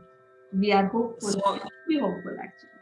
I hope so. I hope so. But and that's the reason I told you that I would rather reserve the word Happy New Year and just say, May the New Year be good for all of us and to you or in your family, rather than being upbeat. While also it is important to note, Kanchan, that while the vaccines are being rolled out, let's not let our guard down for even a minute. Whenever we are going out and meeting people, we have old people at home, and there are a lot of myth around the COVID, the myth busters. We all need to know the myth busters. We need to spread the myth busters, starting from 5G mobile networks, alcohol, antibiotics, bleach, cold weather, snow, drugs, garlic, hand dryers, a hot bath, hot and humid climate, masks, exercise, methanol, swimming, supplements, shoes. So many of the myth busters. We have to be really careful while the vaccine is available. And it is important also to restrict the travel. You see, the new strain has traveled already to many parts of the world, and it has more potential ability to infect and spread. And therefore, we have to be really careful, be doing whatever basic we can do at home while we wait for the vaccines. And we all have to take care of ourselves and our family members till such time, which I think is August, September 2021, when the more producers of vaccines would be able to supply to India. We have to hold on to this fort till at least August, September. And I believe the most vulnerable one would get it in January. And that's the best way to administer it, because it is not possible to give 1.3 billion people of the country in the first 2 months itself. Yes, and the current tally of COVID patients is more than 1 crore in India itself. And there's another company which is Moderna and National Institute of Allergy and Infection Diseases, they are also developing their vaccine, which is into third trial, and the study shows that there's no side effect of this vaccine on candidates. So I think yes, what you said is right. We have to maintain our social distancing. We have to clean our hands on daily basis as the precaution we were taking. We have to continue with that. We have to eat healthy and we have to strengthen our immune system. So all precautions we have to take care, and you have to wear mask to really safeguard your health. And let's not go out on 31st evening anywhere. Yes, surely. Celebration at home. And maybe Celebration at home like Doordarshan style. yes, like we are talking to each other. And though I have given Yes. invitation last time, but then again, there's a critical situation. So we have to stay where we are and safe and healthy. It was wonderful talking to you, Sitesh. And we look forward for good days to come with this introduction of vaccine in India. We are hopeful. Thank you, Kanchan. All that ends well, does well. Bye bye, Sitesh. Bye.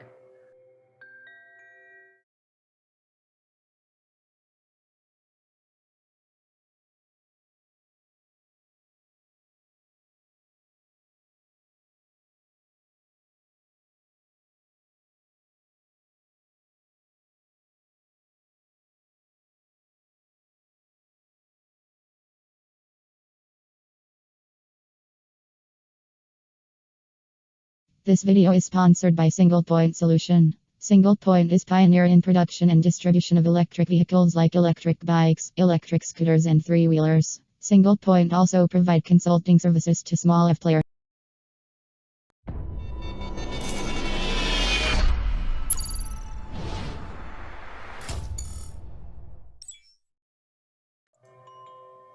Hello friends, I am Kanchan from Akulmach Technologies and welcome to Akulmach Nation show. And today we have a very, very interesting topic to discuss, and that is related to our children. And as you know, children are the future of nation, and it's very, very important to look after the right and the way they are growing up. And to discuss this topic, we have Sitesh Srivastav, who has a deep interest in training, in corporate training. He's been associated with marketing professionals. He's been associated with the teaching. So we'll be discussing the pressure on children for academic excellence. So to discuss this, we would like to welcome Sitesh Srivastav. So welcome to the show, Sitesh. Thank you, Kanchan. It's a great day. I'm in Bangalore and hope it is the same on your side. I'm very happy to discuss this subject. How have you been? Yeah, fine. Everything is okay as usual. But children are now, I think, because my children are also studying very hard and due to digitization, I think the pressure is more what I feel. There's no playground to play. There's no friends to really talk. So I think these are crazy times for children as well. Kanchan, the time for the children and cannot be more tough the way it has been during this pandemic time. Uh, Children have been almost homebound. At home, screen times have increased. Learning systems have not advanced to the levels that they should have been. And nobody saw this coming. Children whose natural growth comes via learning, playing, fighting, playing in the dust and soil, running behind the trees and the gardens, it's not there. It's almost lost. Right. And that is adding to mental the online classes every day, few hours, and then during that it is very hard to concentrate. And we are also seeing some of the behaviors of our children that we used to hear during the PTM, parent teachers meeting. Now we see that happening while the classes are on. But the subject of our conversation is very close to my heart, is about the pressure, the peer pressure, the parental pressure, the society pressure, and the pressure to excel in the academics in India. And then often we have heard about the Indian education system, about the rote learning rather than learning by seeing, by the natural reflexes. So I always like to believe that it starts from that very old phrase, saying in Hindi, Kanchan, पढ़ोगे लिखोगे तो बनोगे नवाब और खेलोगे कूदोगे तो होगे खराब. I'm sure you have heard about it, isn't it? Yes, I have heard about it, and I think that phrase or that sentence, I think, has very little or no relevance to current situation of children, because even if you are good in sports, that is again make a personality. And I think now schools also stress on yoga and sports activity, which was not there earlier. So it has become a very important aspect of personality development, isn't it? Yes, Kanchan. Yes, it definitely schools are putting a lot of emphasis on it, but somehow I also feel that parents also have to come out of this rat race, which is not only affecting their children, it is also affecting the parents' mindset and their anxiety levels also. So, I mean, Kanchan, this year, only in this year, there are 1,60,053 seats in the 23 IITs in the JEE advanced candidates. Now, 1,60,000 seats, and the qualifying candidates are 40,000 plus. Now the candidates who have qualified for the JEE, advanced JEE mains, you can just imagine the kind of pressure they would have put on themselves. Then the coaching institutes, India has got a parallel coaching economy. Quota leads it. We all know about it. We have seen that in the movie Super 30 as well. And just to think about it, and what at the end of the day, what are we getting? We get millions of engineers, millions of doctors, and what the quality gets compromised. Handful of them, the brightest of them, go through the brain drain. They cross over the Atlantic, and then we hear the great stories, but they are very handful. And then what happens to the overall nation building? It just goes somewhere we don't know. So this pressure is something that it starts in India from very, very early age, Kanchan, and that is very worrying. I have seen preparations for IITs to start at class 6. Come on, this is something so funny to listen to that. Class 6 onwards IIT, and as early as possible chartered accountancy or MBA or GMAT preparations, CAT preparations. I mean, it all seems like that we are trying to create more and more robotic successes. What we used to, few decades back, we used to call blue collar workers, we are now making robotic workers, and we are putting pressure on the children and the schools. And I'm not against academic excellence, but we always have to weigh it at the cost of what? At the cost of so much of money that the parents just push their children. Many children you talk to, they would tell. What do you say? How has been your interactions here? Yes, I feel that there's a lot of stress not only on children but also on parents, because every day we are trying to create an environment of classroom at home. Then again, the teacher, I think teachers also undergoing a change and a little pressure how to really give away the course, how to complete the course, how to teach through online. So in the whole process, because there's no interaction as such, it used to be there when they were going to school. There were friends, there were fights, there were friendships.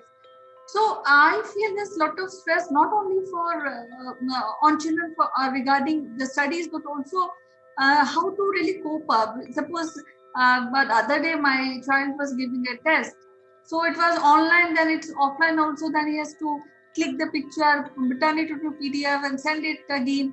So I think technology is fine, and children are learning few things very fast. So that is appreciable. But then I think there's a lot of stress, and that can result in maybe withdrawal, or maybe some symptoms of feeling lonely. So all these things are developing over and over again, and I think parental guidance here is very important. Parents should find out their time to really interact with their children, and maybe play every day something with the children, or teach, or maybe doing some lighter activity with children. So I think the pressure, though it started from a very young age, it was there even before also. Since when we grow up and we have to give exams, and we have to clear IITs and medical tests, so it was there. But now I feel the situation is little grave. What do you think about this? So Kanchan, yes, we have come from the days when we had only handful of options. Now we have bucket full of options. But to categorize them into the low hanging fruits to the still the cream of the cream, career options available, and therefore the overall school marking system, it becomes very important. And therefore the parents pressure, I keep seeing parents standing in front of the tuition centers as if it is them who is going for the studies. Parents standing in front of the UPSC gates, parents standing after the board exams results when they are out, and celebrations after selection into IITs. I have seen people throwing large celebrations because somebody's child got selected into IIT. Kanjan, in 2018 itself, India saw 1.3 lakh of suicides, of which 8% accounted for the students. 8% out of 1.3 lakh suicides is really alarming. Yeah, it's And very it is sad. It's very sad if these kind of incidents are happening. So I think we have to exactly, do something. We have to be serious about these issues. We have to come out with some exactly. solution for that. And nowadays you also see on television throughout the day you are hearing about the coding you need to learn coding things. And last year some another big product came out saying that there is a new way of learning on tablets, computers, and let the children be learning. It is one of the best learning platforms available. And then Kota in Rajasthan, that used to be for famous for saris and stones. Now it is like a more than a 5,000 crore coaching industry with around 3,000 teachers. And this is very alarming. And what are we going to create? Yes, we are going to create some blue collar jobs. Some of them will get into some successful careers. We are completely neglecting the happiness part of it. And I hear from the students whom I interact that if I have to choose between happiness and success, I will choose happiness. And that is something, a feedback on the system, that as parents, as educators, we have made education a business in India. And that's where we are seeing that, yes, we create a lot of engineers, but how many patents do we have? How many original research we do, how many products we create, how many solutions we propose, and at the end of the day, we are not manufacturing great. We are services great. And that leads to the question it begs, why do we compare our children with somebody else's children, and which is a very common topic whenever we scold our children. It affects the relationship, it affects the self-esteem, it affects the mental health. So what is the way out? I am not saying that we shouldn't be pushing them towards the excellence, but we as parents, we as teachers, we as mentors also need to assess the threshold levels. And those threshold levels, we all know by our own experiences, by all our own travels that we have taken through, right? Yeah, yes, and I feel though you mentioned coding and other new education platform which are emerging in the education market, but I have one point which I feel that with digitization and the pattern of education, which is every day growing, the pattern is changing. Because now the thing is, if you don't know, I have heard children saying, if you don't know coding, then you don't know anything.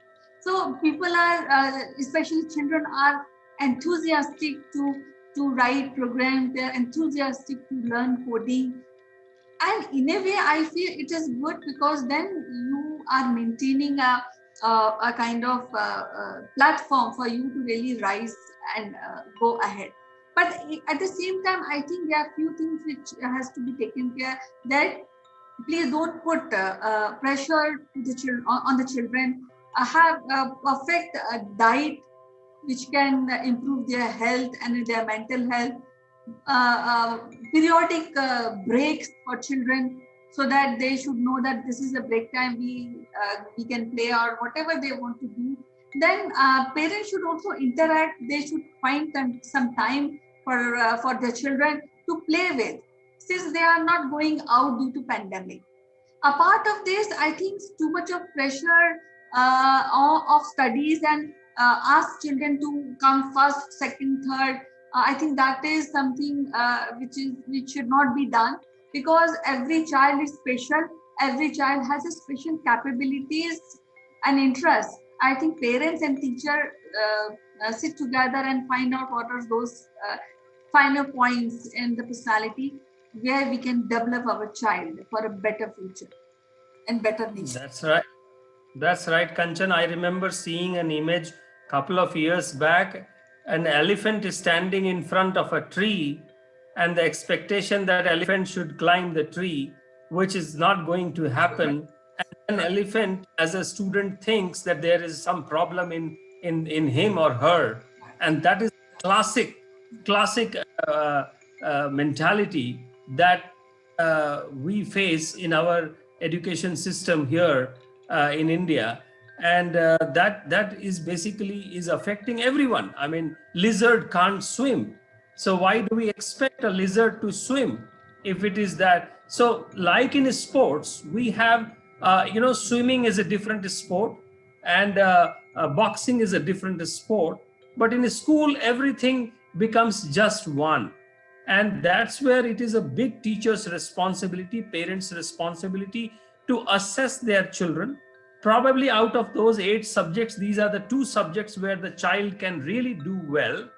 The rest of the subjects will be carried on, because they need to be carried on till 10th. And after 10th, there is a choice in the current system. So I think that assessment needs to be done every year, and that's how the gears need to be shifted. Otherwise, we will always end up with such problems.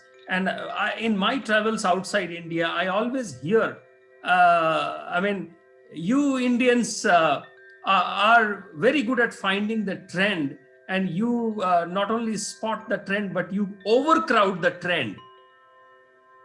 Does that mean that we actually create the trend? Probably not.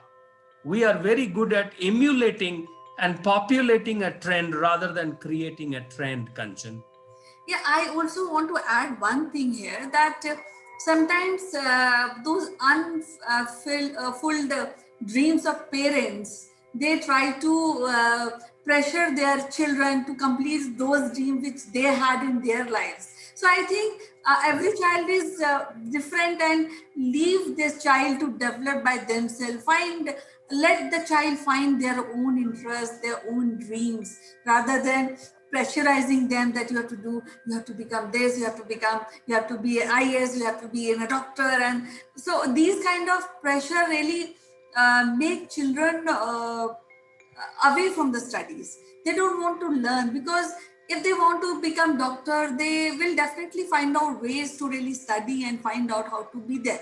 But if they want to become a pilot, and you stress that you have to be a doctor, so then the child get confused, and the overall personality is being affected. The child is withdrawn from whatever he is doing, isn't it? Yeah. So this is, I'm not denying a parent's guidance is needed, a parent's wisdom is definitely needed, but probably parents' desires don't need to be enforced. And that's where it's a very common theme that parents know the best. Yes, they definitely know the best, Yes. but they lived in different times, they lived in different circumstances, Right. they lived in different India, Kanchan. Right. That was an India which had limited resources. Right. So, yes, parents should be there to guide, teachers should be there to guide, teachers should be there to let them experiment also. Right. The only thing with the experimentation is that many parents don't have those kind of savings so that the children can try out couple of times if they fail. But it is important to let the children know as early as possible what are the possibilities, what are the troubles, and what are the challenges to succeed Right. in any of those fields. And at the end, I always remember, Kanchan, this famous dialogue. I don't know who said it, who wrote it, but Amitabh Bachchan very nicely said it in a movie. पूत कपूत तो क्यों धन संचय, और पूत सपूत तो क्यों धन संचय. Roughly translates, if the child is really not worthy, there's no amount of money or support which is going to help him or her, and vice versa. Right. Yeah, very rightly put it. So I think the best thing for children is that we can guide them, we can cue them that this is good, this is bad, but let them flourish in the way they want to. What they want to learn, what are their dreams and what are their desires. So we are, as a parent, we are there to help them, but don't put your own desires on children. So in that way, they will definitely excel in their academics when there's no pressure. And of course, you have to talk to them. You have to find time from your busy schedule and know your child. There are many instances where parents don't really find out the final personality traits of their children, though they love. As you said, parents know the best about their child, but there are sometimes we miss something in our own child. So that we are at home. We are lucky that we are at home and we can interact with our children in a better way. He's not going, or he or she is not going to the school. So I think that's the best time today, and where we can take advantage of this era, this phase. Correct. Sure. And I think Shakespeare or Wordsworth had said, a child is the father of man. It was nice talking to you. So till tomorrow, we'll discuss some other subject. I'll take a leave. Bye bye, and you take care. Thank you, Kanchan. Have a great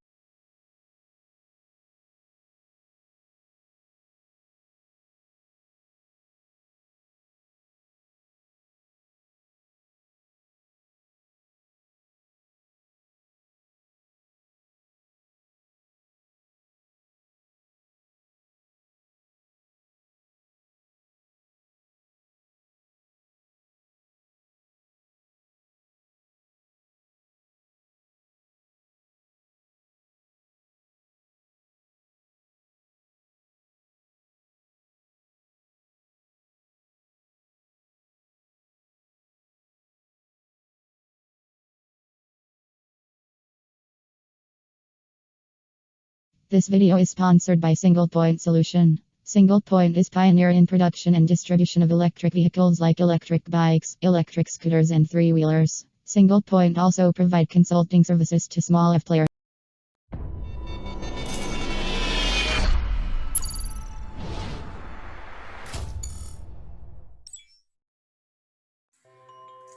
Hello friends, this is Chandrakant from Akulmach Technologies and welcome to Top Brass. And today is a very fine Monday, start of the week. And with that positive note, let me also invite my friend from London, Mr. Naval Gun. Good morning, CK. Good morning, everybody. Yeah, it's Monday morning. What are you going to be doing for the rest of the week, CK? Got a plan? Well, I have a lot of activities which are official in nature, so I've got things piled up. But I think there are certain things which I would like to do, but not finding time. So, in fact, things like building some furniture, for example, or doing planting a tree, things like that. So it's something in the arena of DIY which I've been uh, planning to do, but not finding time, or for some reason or the other, I have some excuse for not doing that. I think you've hit the nail on the head, actually. For some reason or another, you have an excuse. You're putting something else in the way, because if it was really important to plant a tree, if you put it down as your priority of things to do today or this week, then it will be a priority and it will stay on the list until you do it. And then when you do it and you take it off the list, you can actually celebrate something that you wanted to do and you did. Does that make sense? Absolutely. So I think there are a couple of factors which are responsible. Number one factor, which I feel is the procrastination. So, that is really where the problem is. And there are other secondary issues like resources and time. But I think the number one reason is procrastination. You're probably right. You see, we put things in the way. Let's face it. Things don't get in the way. We deliberately put things in the way. We put things there so we look at them and we don't trip up, and we go around and avoid them, and that's procrastination too. So the simple fact of life is, if you have something that's really important to you, you'll do it. Doesn't matter what it is, whether it's something to do with the family, something to do with you socially or professionally, something to do with you and your business. If you've identified that it's really important to do, you will do it. And we start the week, it's Monday. Some people actually plan the week yesterday, in their quiet time, in their relaxing time. If they've got a normal 7-day week where Sunday is a day off, day of rest, they will have just been thinking there, even watching TV with a notepad and pencil and just writing a few things down, getting themselves ready for the week. That's good planning, It makes you be prepared for the following week, because when you wake up Monday morning, other things happen out of your control. I mean, who knows what's going to happen? But the key thing to this is, if you're putting something in the way from something that you want to do, but it isn't happening, it's no one else's issue apart from your own. As you said at the beginning, it was excuses. Well, we are really good at making excuses. And over time, because we make so many excuses, we get really good at making more excuses. So we could have a fantastic book on excuses that probably will be a world's bestseller. Here's all the reasons why I didn't. There you go. There's a title of a book. And the thing is, what we would love it to be is a lot of blank pages, a bio up the front and a lot of blank pages, 5,000 blank pages, because you didn't find a reason why you didn't want to do it. Procrastination. You mentioned procrastination. That's a fascinating one. So what is procrastination? Well, I think it's an English word and it has a very clear meaning in the dictionary, which is like you have that in mind, but you don't getting yourself to do it. So I think it's like always postponing things for some excuse or the other. I think that is what the procrastination is. Well, there's a great saying that I heard many years ago. Procrastination is the thief of time. And the thing is, you are the thief. You are stealing your own time. I mean, in our leadership programs, we call it behavioral waste. Procrastination. There's a fine line between people thinking they're doing something and procrastinating about it. And you'd be quite surprised that the thin line is almost like jumping off the end of a cliff. And when you realize actually that you're not thinking about it. And let's give people some tips here, okay? The difference between thinking and procrastinating is when you're thinking, you're always moving forward. You're always saying, what if? You're putting things in the way. It's always a progressive opportunity. When you procrastinate, you tend to do this a lot. Round and round and round in circles. You may still be moving up, but that's because you're thinking. But the procrastination is going round and round here, not growing. And it's the thief of time because sometimes you can say, I can do this in 10 minutes, and it takes you 50. But what if it took you 10 minutes? How much? You'd have 40 minutes to go and think about something else. In fact, you're making a lot of sense because as a human being, you are always thinking, and the procrastination is also a thought process. So it is actually spending your gray matter in actually planning your procrastination. So I think it's very well put by you. Is a thief of time. You are actually spending more time and less productive time. And it's simple, actually, but only when you realize what you're doing can you get out of it. So this excuse, putting things off, the easiest way to stop putting things off is to make a list of things that you must do. Not a nice to do, things you must do. You know, that might be putting the garbage out. You know, how many parents struggle with one of the chores that they've given their teenager of once a week, put the garbage out.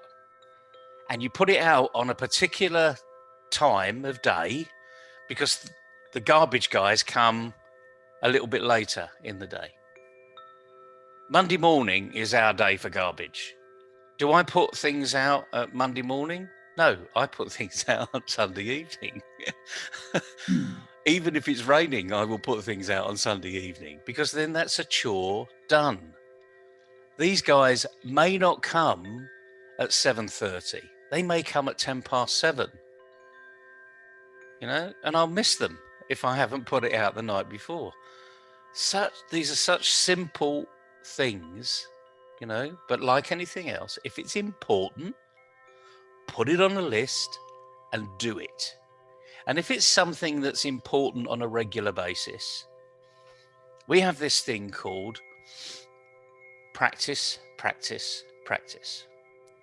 So you can practice getting really good at being stupid, if you like, or you can practice getting really good at being really good.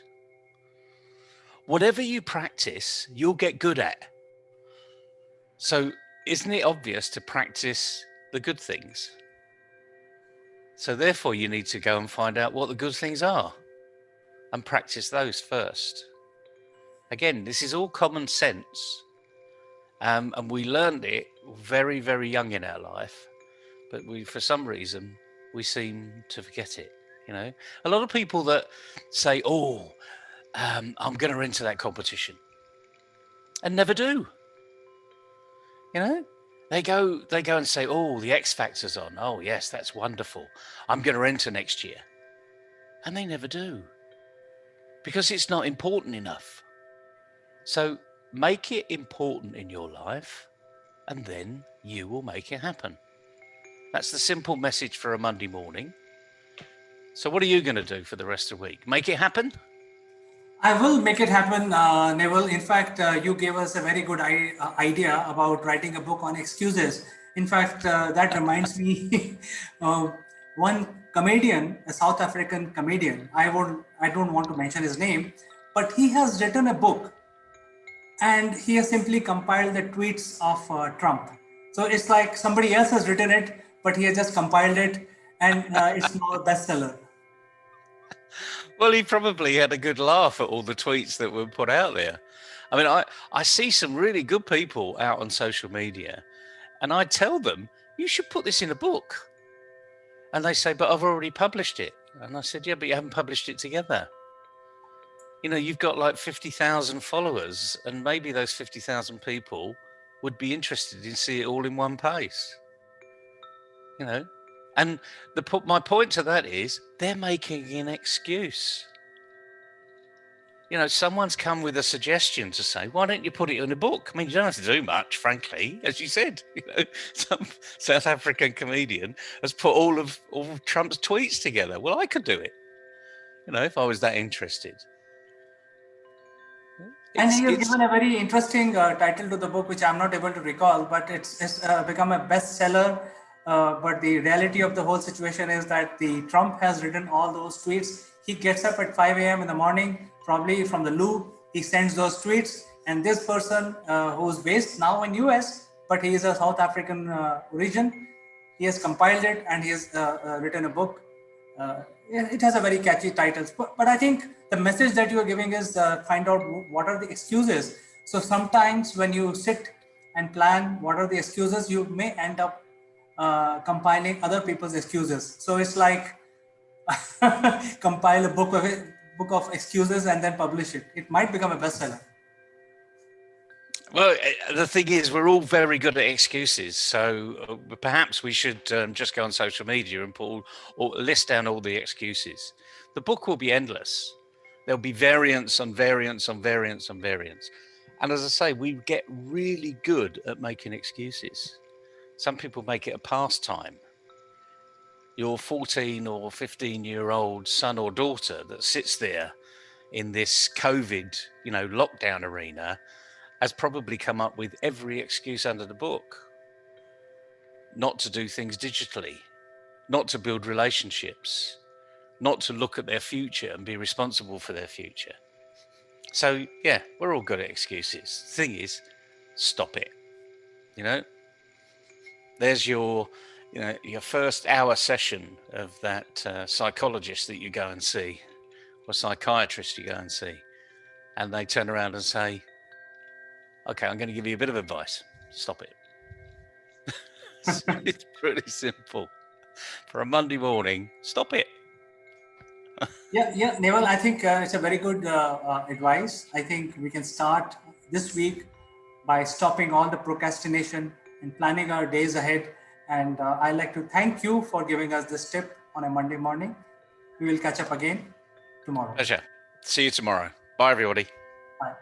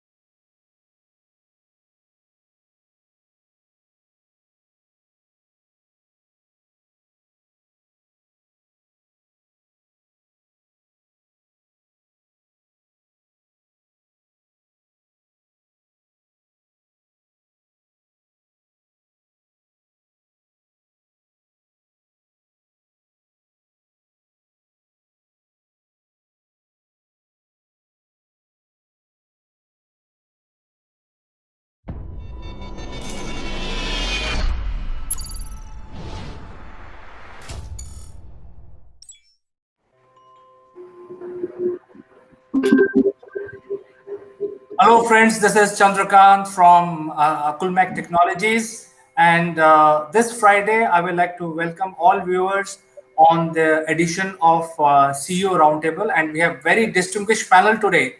I will introduce our first panelist, Mr. Satya Madala. He is a CEO of a very emerging and pioneering company, which is known as Single Point Solution.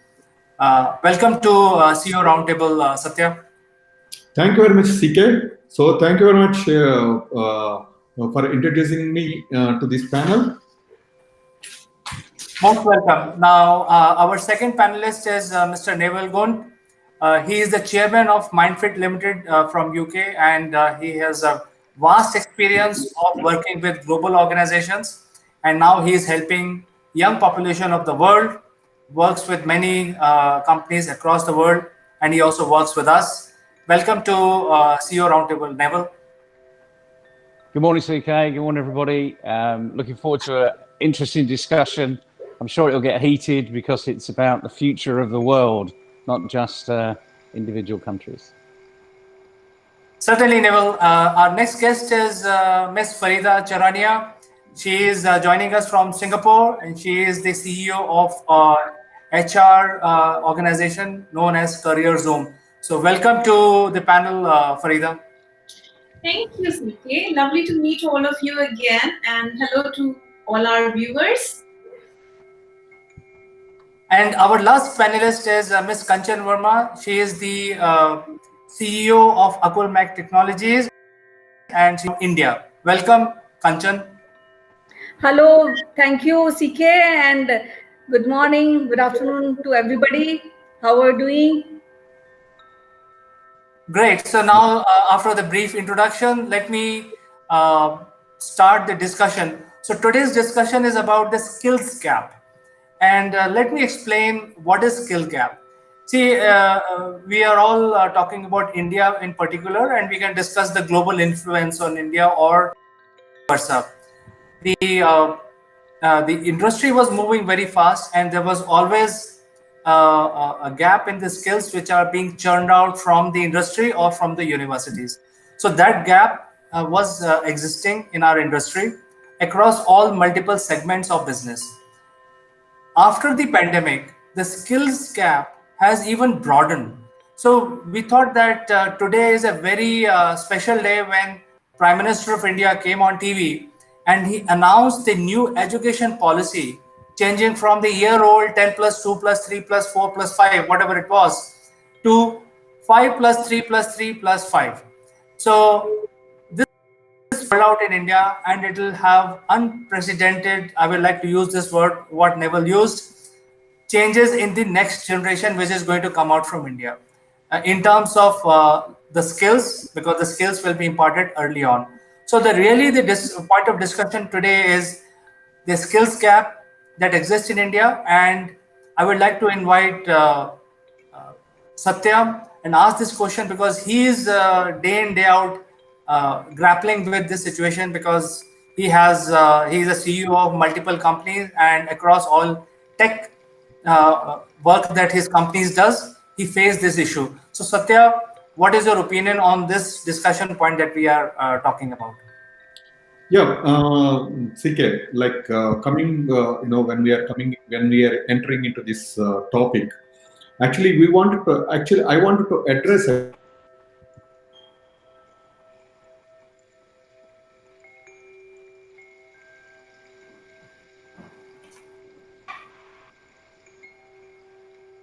So Kanchan, I think we have lost line with Satya. Would you like to take this question? Yes, I feel the skill gap is real, and there are so many problems employer are facing due to skill gap, and this leads to unemployment. And with this pandemic, it's on. So the new digitization is done, and due to this digitization, also many people, many professionals are not comfortable because they are not one to one. They are not talking one to one. They're not able to do that, and that's why they feel that they are not having a real time interaction with the people. Now when we talk about skill gap, there are people are professional, they really have the knowledge, but then there are few things which are missing out. Like, for example, if we take a technology person was not able to put forward his ideas and how he want to convince people when it comes to taking up the business. So this is a very real thing, and it's very painful also, because people have the ability, but there's something which is missing, and they are not able to put forward and take up the decision and do a productive contribution.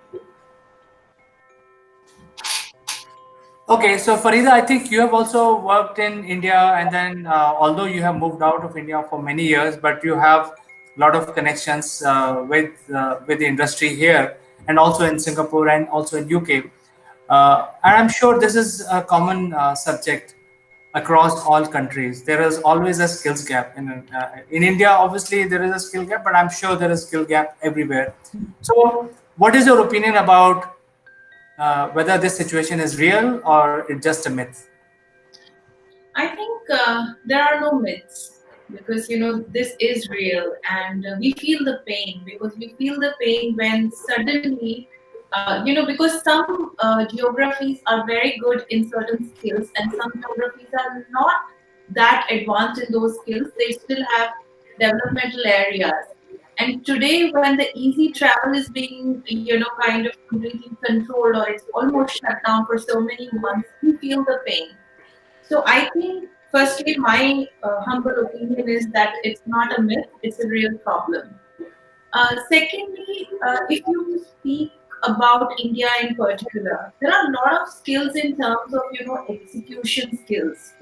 So there are a lot of ideas. There are skills to execute that, but I think the gap which I see, and this has been my experience speaking to my peers in the industry across border, that the most strategic middle layer, so it's not the top layer, but the most strategic middle layer is really missing. Because I think either there are people who are very probably would like to take a lead, and they can actually formulate an idea, have a vision, and then there are people who will probably do those things. But the key component where I see a gap is that skill to bring all of that together. The curator of results, basically somebody who will speak the lingo on both sides, is missing. So, and that's a real problem. That's a real gap that I see. So let me ask this question from Naval, because Naval is the most experienced among the panelists today. He has a lot of experience working with multiple global organizations. So Naval, what do you think, right from beginning when you started your career many years back till today or till yesterday, did you feel any skill gap while working with your colleagues? Well, it's a fascinating question, and both Farida and Kenshin mentioned the pain. This isn't a myth; it's a reality. There is pain in what organisations are doing. We feel it throughout the organisations. People, even if they've got a fantastic idea, they can't get that message over. They can't explain themselves to get other people enthused about it. I mean, it's quite clear. It's quite clear that they're enthused and excited, but other people aren't. And we've only got to look at, you asked me, go back all those years. Let's all go back all those years. Let's all go back to the classroom. When we were sort of 5, maybe 6 years old, and we're sitting in the classroom, and the teacher asked for a volunteer. Did you volunteer? I did. I was always volunteering for everything. No, there you go. You see, we've got one honest member of the panel this morning, and it starts then, because if you volunteer, you've got something different. It's nothing about this isn't about academics. The skills gap isn't about being academic. It's about having those soft skills and the other things that underpin those soft skills, like volunteering. What makes you volunteer? Well, I was excited. I wanted to learn things. So I would always be first. So my hand would always go up. You know, you end up being the teacher's pet if you're not careful. But that's up to the teacher to say, no, no, you've had your chance, Neville. You know, let someone else have a go.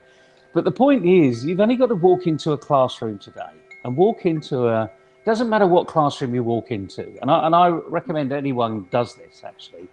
Go into a classroom, ask permission, walk into a classroom, and be introduced and ask a question, and just see the spark in their eyes, because they'll all have a spark, but some will have a bigger spark than others, and they're the ones with the right attitude.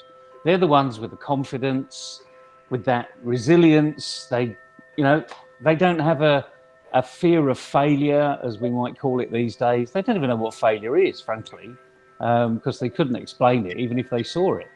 But just look at it, and you'll find about 10% will volunteer. Now, that's not good enough, frankly.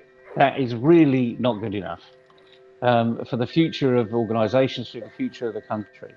So although India has gone through this massive restructuring in the education arena, my guess is it's still academically focused.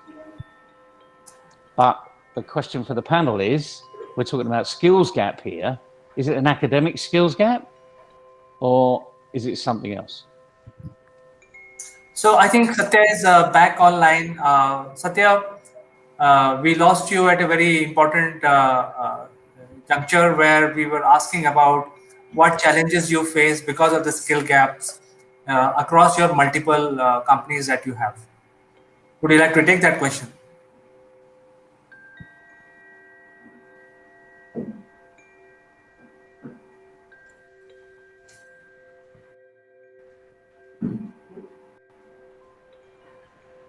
Looks like we're having a few problems.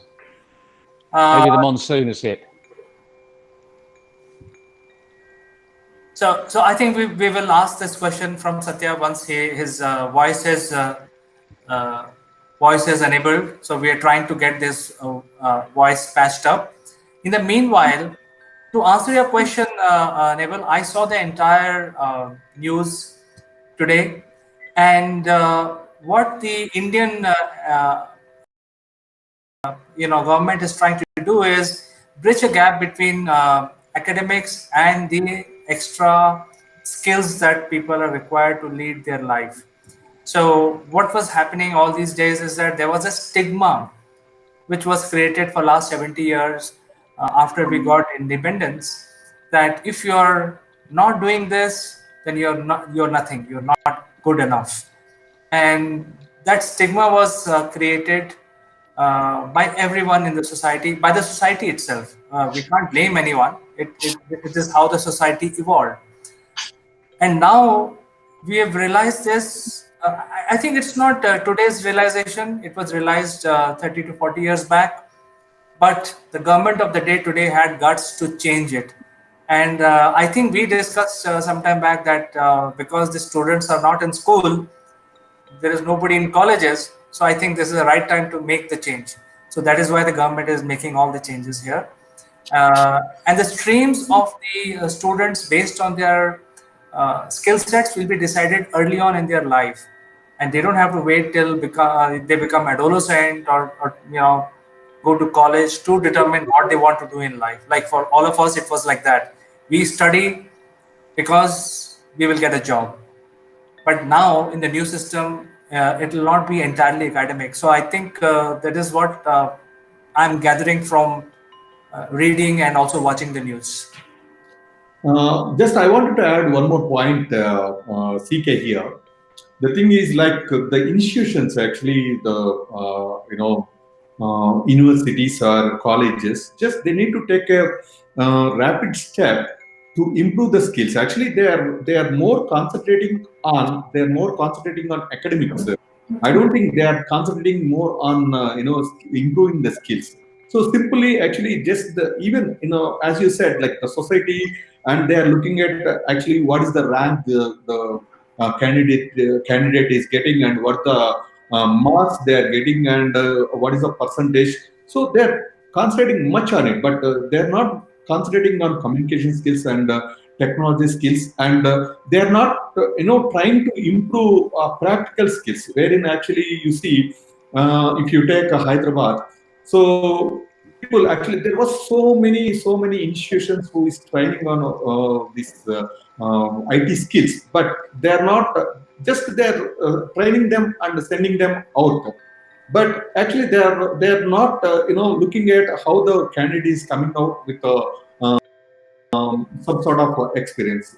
So they are not looking at, so people actually, even society or parents or the institutions or government, everybody, they need to take a rapid step to improve the skills. So practical skills, actually it requires some infrastructure also. Not only from these institutions, even from a government side also, they need to provide some sort of. If you take a China, actually, I have some Chinese friends out there. So just they created infrastructure, and if the candidate wanted to go into some sort of sector, so they can go and train in the labs, and they can apply their mind and improve their skills. But when it comes to India, to improve their skills, so colleges or government or society, they're required to provide some sort of infrastructure to improve their skills. So that's what I found in Indian market, wherein actually it is possible. It is possible, and wherein actually it won't take much. Like financials are, it won't take much time also, but they need to provide some sort of infrastructure towards to that the candidate, practical, what do you call, like a practical things required to improve their skills from the candidate side. So my observation is, wherein actually when I call somebody, we are maintaining some domestic placements also, domestic resource placement. But when it comes to candidate, actually candidates are quite well, and so they are able to just pass their some sort of levels, but very less people, say almost 60%, 60 to 65%, they're failing at practicals. So if they can concentrate on that area, so you can close the gap. So the skill gap can be closed in that way. So, Satya, let me ask you this question. You have raised a very important point that the source. So, there is always a demand and supply. So, in case of human resources, also there is a demand and supply. Yes. And obviously, supply is coming from the colleges and universities. Yes. And our experience is that they are not doing enough. So, I think Yes. the one of the point which has been highlighted today is that the universities have to change their curriculum. I think with the new education policy, I think that will fall in place. But today we do not have a solution. So let's discuss about today. Satya, your organization, yourself, you are well known globally. You are among the top 30 recognized technical person globally. Your Yeah. companies are doing pioneering job. You Yes. have realized the opportunity at early stage, and you're trying to bring the change to the people for India as well as around the globe. So, what you need as a company to succeed? Because obviously, you need people, you need skills, you need infrastructure, you need government. So, what is that you need from the skills perspective to make your company successful?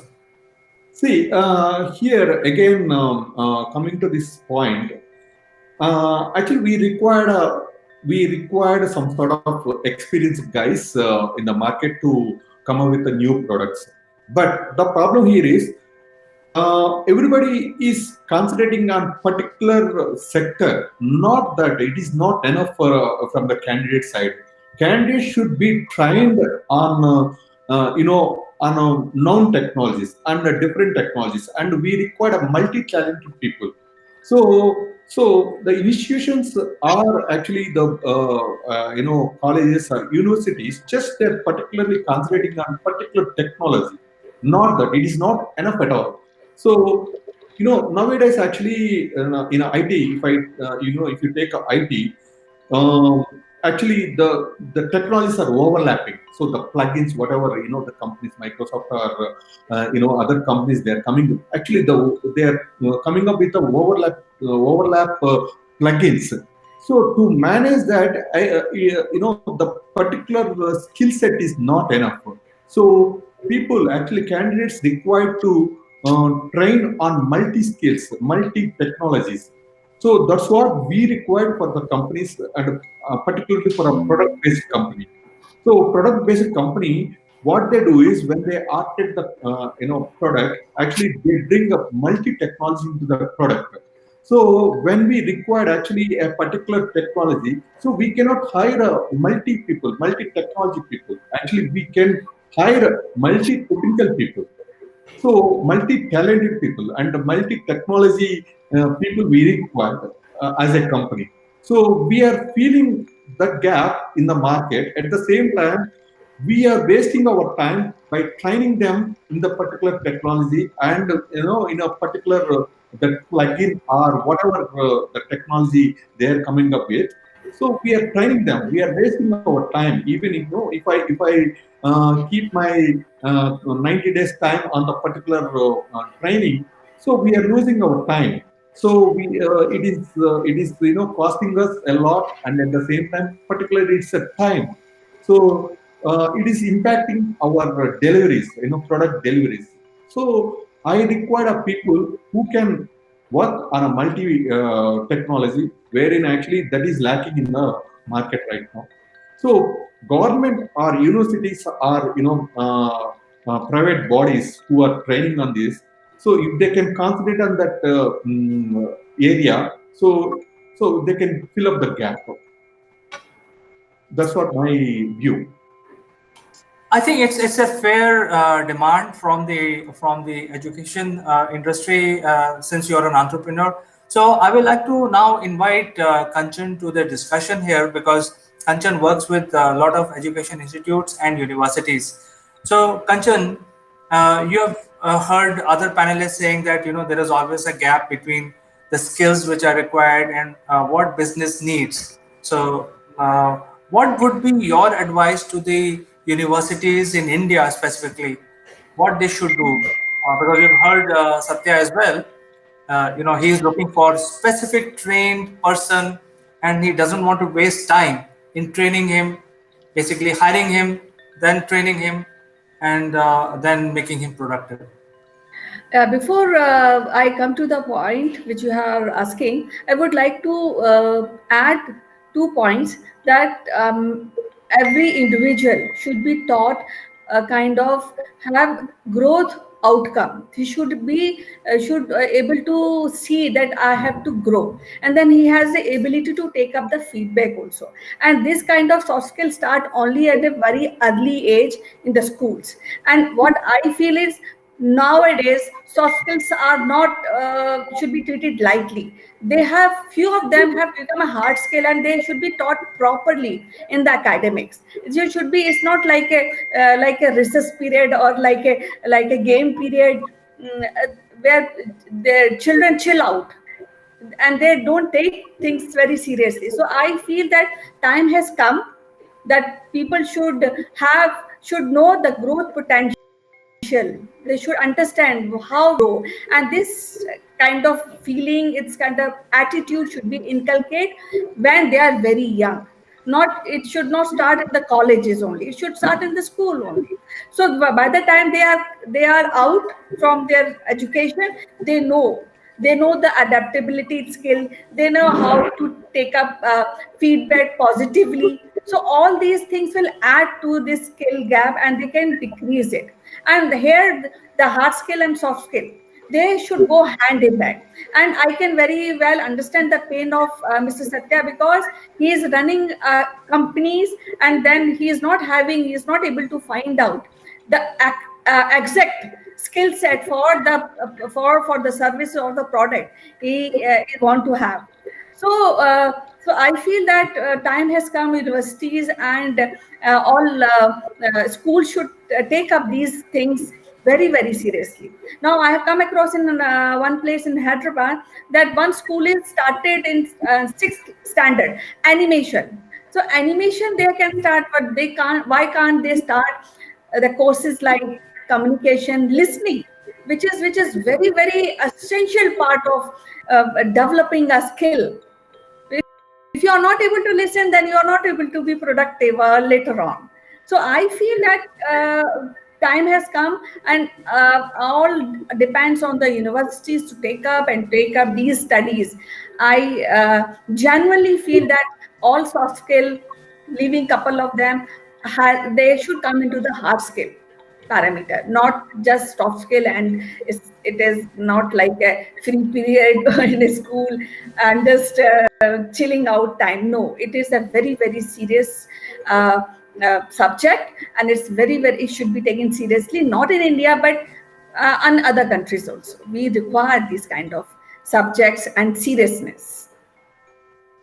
So, as per Kanchan, the soft skills are no longer called soft skills. These are all hard skills. But to address what Satya is talking about, his pain point, I think there has to be a forum where the new skill sets should be given like a list from the business, and universities should pick up those skills which are 2 years, 3 years, 5 years, and then churn out these trained people so that people like Satya and there are so many other companies across India, across the world can leverage this new trained resource skill pool.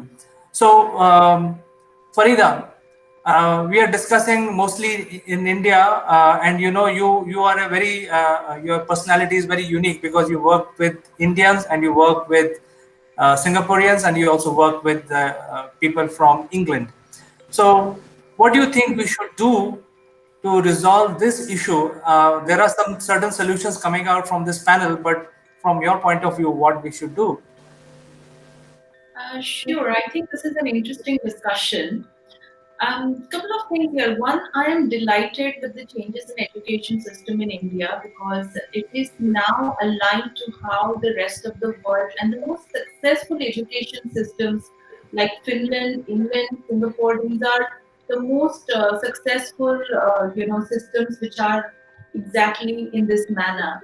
So I think it is one. This is the first step in getting Indians ready towards globalization. Also, another thing is that the scaling is required to where the puck is going, not where the puck already is. So I feel that, well, I mean, there are a lot of solutions, but my opinion is that at this point in time, I would add to what Kanchan is saying that soft skills are no longer, something that can just be left. And if somebody is really smart and, like Neville said, volunteers in class to sing the national anthem, you just kind of go with them. There has to be a conscious effort to start developing these skills because yes, listening is very important.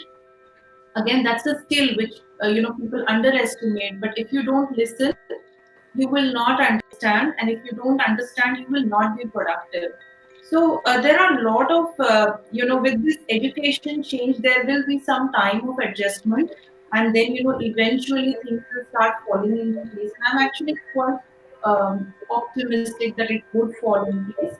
But for parents also, it's important that don't just kind of think that once you send them for an IT course, they'll find a job and that's it, because there is a serious gap between the people who have the vision and the people who execute them. There's a serious gap of somebody who can project manage all of this. And if we actually kind of address that question of soft skills, then this is something which will get aligned to quite an extent.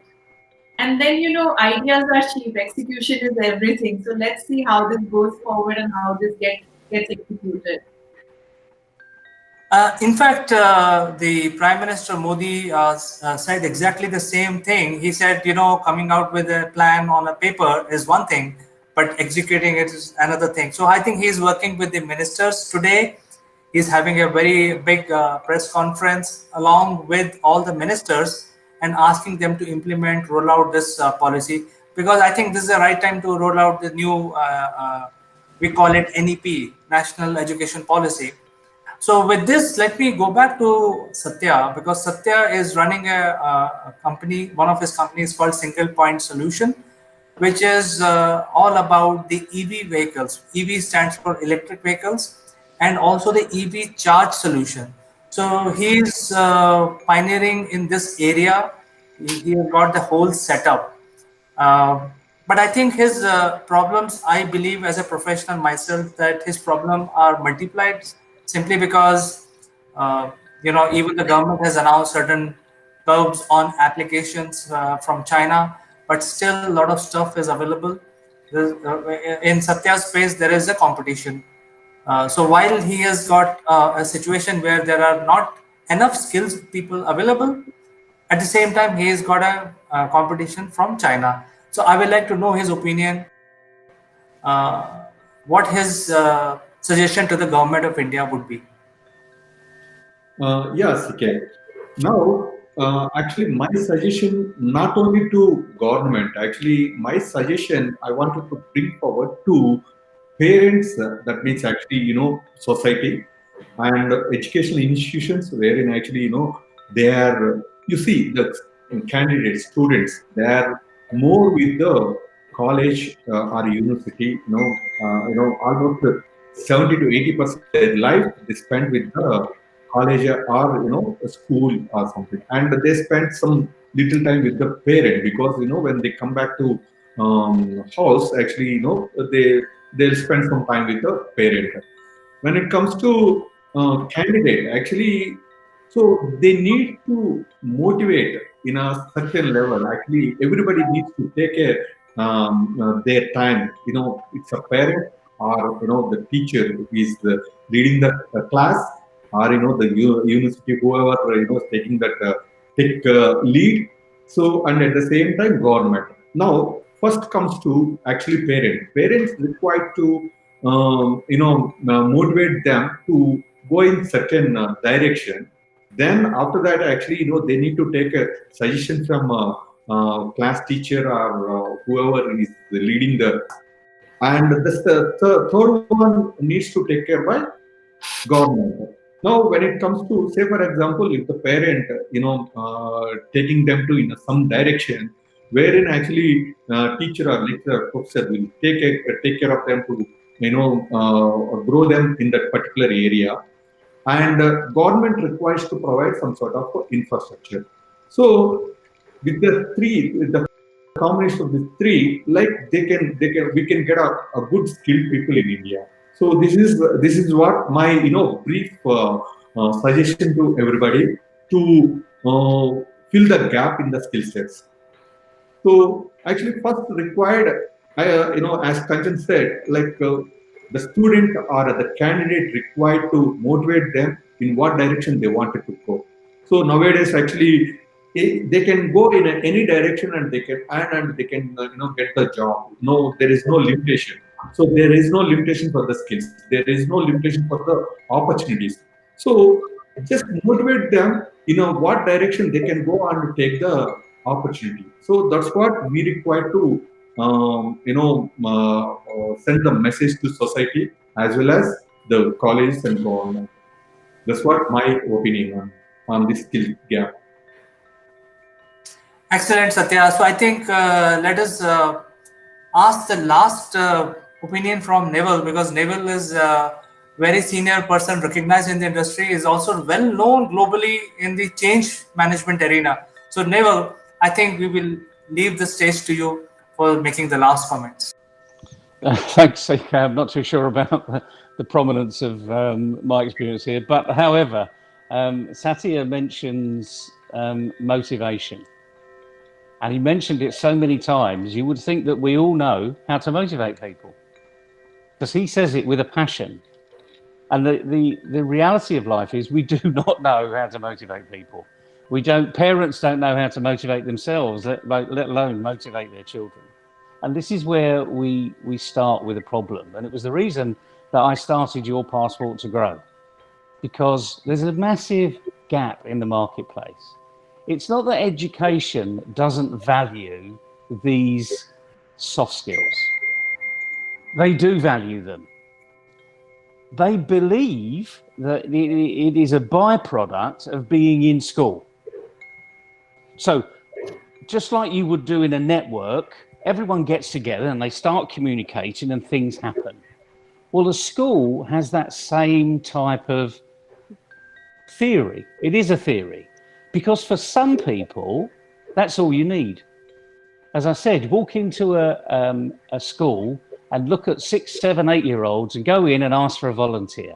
You won't get many. And that's the issue. If you don't get many at that time, as they go further and further in their life, the numbers reduce. They don't increase, they reduce. So the satyrs of this world, the real go-getters, the entrepreneurs, the ones that are basically saying, I'm an engineer, I've got an idea, I'm going to go and make it happen, is diminishing just because of actually the education system. It's not a fault of the education system, it just happens because that's what happens. So as I say, education values these, but they don't know how to deliver it. And we don't deliver soft skills, we don't get better at soft skills in an hour's discussion, you know, once or twice a term or twice a year in your discussion groups at school. You do not learn to be a good communicator in a couple of hours. It takes a lot of practice, as we've seen with people expressing their views on here. You know, the more practice you do, the better you get at it. But who knows what's the right practice? And the thing is, a lot of these knowledge transfer, which education is, it's a knowledge transfer. There's a bit of knowledge going in, the learning happens, you do your homework, you get a result, you do your exam, and you find out how good you are. That's knowledge transfer. They call that the Kirkpatrick method. But it doesn't actually work in the world of soft skills, because knowledge actually is only gained by doing it. And our problem is we don't know how to do it. And as I'll go back to my example, going into a classroom of 6 or 7-year-olds, the ones that have got really good attitude are the ones that volunteer. That's what we need to be motivating. How do we keep that level of volunteering up all the way through their life? How do we change the ones that are shy or reserved to say, do you know what, if I don't volunteer, I'm not going to learn anything? So it's changing that attitude, really, of fear to excitement. And going back to what Satya said about motivation, the ones that are really motivated are excited. The ones that aren't motivated are fearful. It's as simple as that. And the nice thing about the vocabulary and the English dictionary and the English alphabet is that E comes before F. So get excited and forget about the fear. So stay with E, excited, be excited.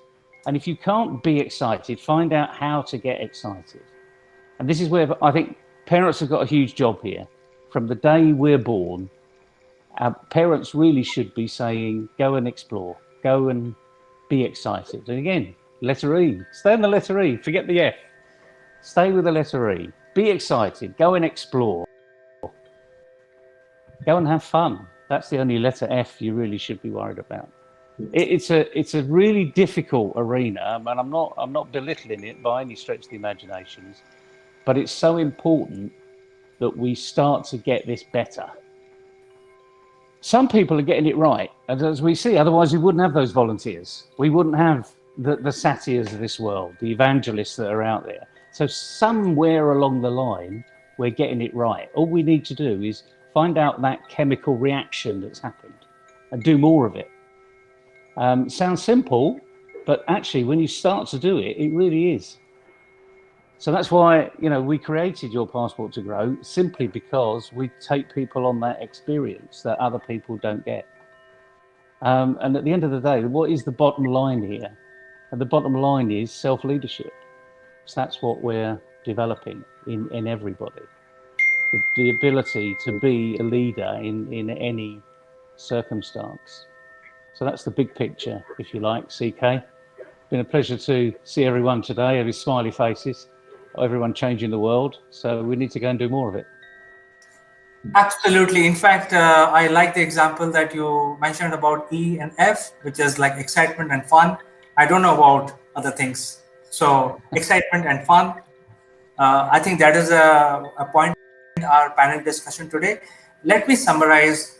I think one of the need of the hour for India specifically is that the government is also already working on changing the education system. I think that will be for good. But I think the universities and education institutes have a huge responsibility to make sure that for next couple of years, next 3 to 5 years, they actually change their attitude towards education. They start looking at what is needed by the industrialists so that the Indian story can propel forward. And I think, as Kanchan mentioned and Farida also, that uh, the summary of the entire discussion today is that the soft skill is no longer a soft skill and it's a hard skill. So I think at that point we can end, and that is the message we want to give to our viewers, that make sure that you have all the soft skill and think it is not a soft skill, it's really required, necessary for you to succeed. So with this, I'd like to thank all the panelists today, Neville, Satya, Farida, and Kanchan, for joining us today. And we will catch up in the next CEO Roundtable again. Bye. Bye. Bye-bye, everyone. Bye. Bye.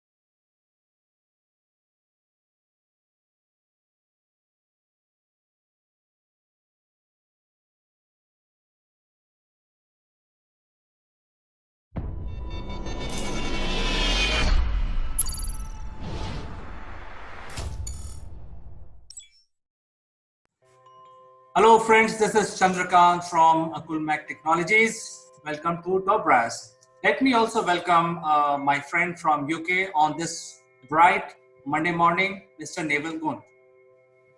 Good morning, CK. Good morning, everybody. And it's a bright Monday morning in the UK as well. So we're looking forward to some sun again. Don't normally say that about the UK. Normally it's raining. But so what's news? What's headlines today, CK? Well, today is a very big festival in India, which is called Raksha Bandhan. It is a festival celebrated within families, between brothers and sisters. And you can extend your family by tying knots to other people which are not your blood relations. So it's a very, very pious and very harmonious kind of a festival. So we just celebrated. As you can see, I visited temple in the morning, uh, and did Excellent. I prayed. Even though I'm a scientific bent of mind, but I still pray sometimes. Good for you. Good for you. And how about the bigger picture? What's happening out in outer space? Well, it's quite exciting. So let me take you back a little bit about Elon Musk, whose company is SpaceX. So when he came out of Google, he started working with NASA and he wanted to win some contracts from NASA. So NASA said, okay, whatever, internet guy, you know, he doesn't know anything. We have been at it for last 50 years. We have been firing Saturn rockets.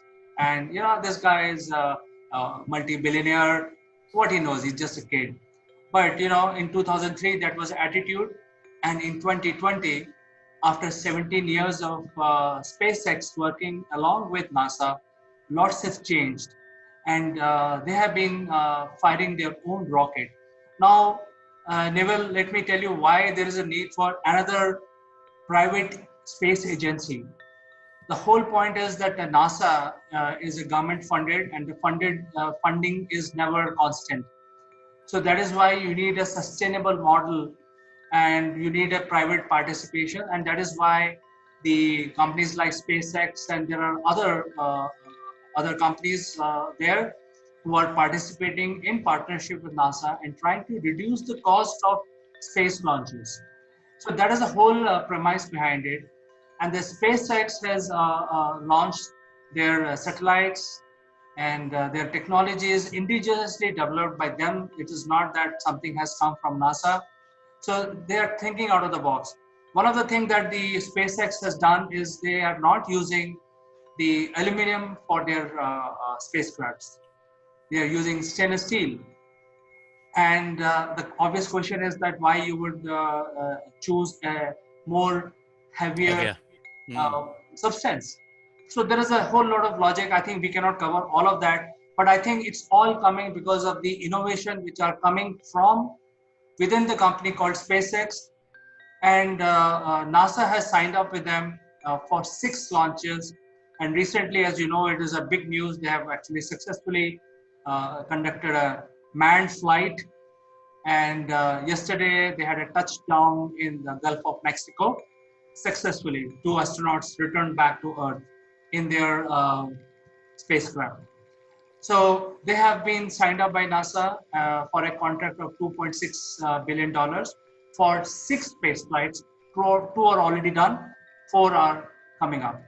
I think the overall plan is to go up to space station and make a docking as a first step.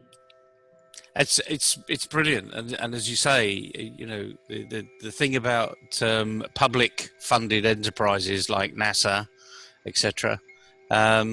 We don't know how long that funding is going to be there, and as there's no race for space anymore, which is great. This is a collaboration around the world, and hopefully we'll get countries collaborating more to look for the space, what space technology can actually help back on the UK, because a lot of the things that we have developed over the years in the UK have actually come from the space race. Things, new materials, how we use materials, even the breathers for the COVID came out of the space race discussion. So there's tremendous amount of innovation that's coming out of something that we took for granted actually over many years. And I watched the touchdown yesterday. I mean, in the States we talk about touchdowns in American football, but the touchdown, the real touchdown, was a splashdown. And the last splashdown, as far as America is concerned, was back in the 1970s. Some people weren't even born when these things came down yesterday. These are amazing. You see this little capsule coming out of nowhere with 5 or 6 huge parachutes, and then it just hits the water. And again, I remember the days where they would have this huge recovery operation where all of the astronauts went into quarantine and you weren't allowed to see them or talk to them. And now these 2 astronauts just got out of the capsule, waved, and they're already at home with their families. I mean, that's amazing, isn't it? How we've progressed. But I want to talk a little bit about innovation, because there's lots of organizations out there, small organizations, that can be really innovative if they took their mind to it. You and I have interviewed Satya, for instance, and he's really pushing the boundaries. He's being very smart in the area of electric vehicles. But let's just think about what this word innovation is. So I want to take people back to candles. We're going back to the beginnings of last century, where really the only form of light was candles. And to be really creative and innovative in the candle arena was to make bigger candles, more attractive candles, candles that were longer lasting, ones that were you never had to put out, because it was just as cheap to let them run. And if we'd have concentrated on the candle, Edison would never have come up with a light bulb, because the light bulb isn't a candle. It's creating light, but it's not a candle. So that's true innovation. And again, you might talk about the Ford motor car.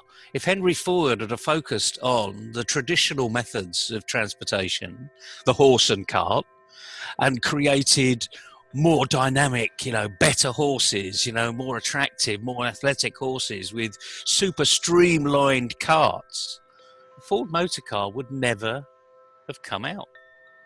So we need to think about ourselves. How innovative are we? Have we got an innovative step that we're doing, but we haven't really recognized it because it's common sense to us? So this week, just think about, have you taken that innovative step? Have you created something that is actually really rather unique, but you haven't explained it well enough to show how unique it is? You and I have in the past have laughed about the Bic pen and a Mont Blanc, and how the Mont Blanc is a feeling. It's, when you hold the Mont Blanc, it's a feeling of using that pen.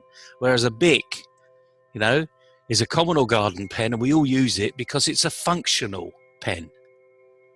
And in some respect, the Mont Blanc is innovation in the feeling world. It's appealing to people's feelings about, this makes me feel good, not because it costs me more money, but I like the feel of it. I like the look of it. Whereas a Bic is functional. So have you got a product which is more than functional? Have you got a service which is more than functional? In which case then, look at the innovative step that you've taken. You may think, it's just being smart. But actually, the majority of people will say, wow, that's innovation. So I hope that helps today. We've come a long way from space travel and your wonderful festival. But we've got a short week because there's only 5 days. Well, it's only 5 days anyway, but you know what I mean?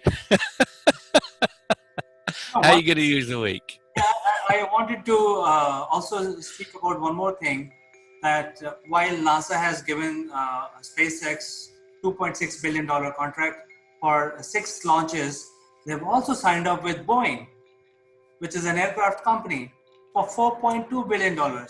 So I think we are discussing about innovation, and definitely Falcon 9 as a spacecraft from SpaceX, which is Elon Musk's company, is a lot of innovation, because I think they are able to launch their spacecrafts at 30% of the cost of NASA. So that is the innovation. But even this innovation is being challenged, or going to be challenged, by another large company called Boeing, which is also a private organization. So when we talk about innovation, I think I want to extend your point is, if you have done some innovation, you better talk about it at the right time. Otherwise, there'll be competition. They will better innovate. They will take the lead because they are talking about it. So I think the innovation is one thing. And you mentioned about Edison bulb.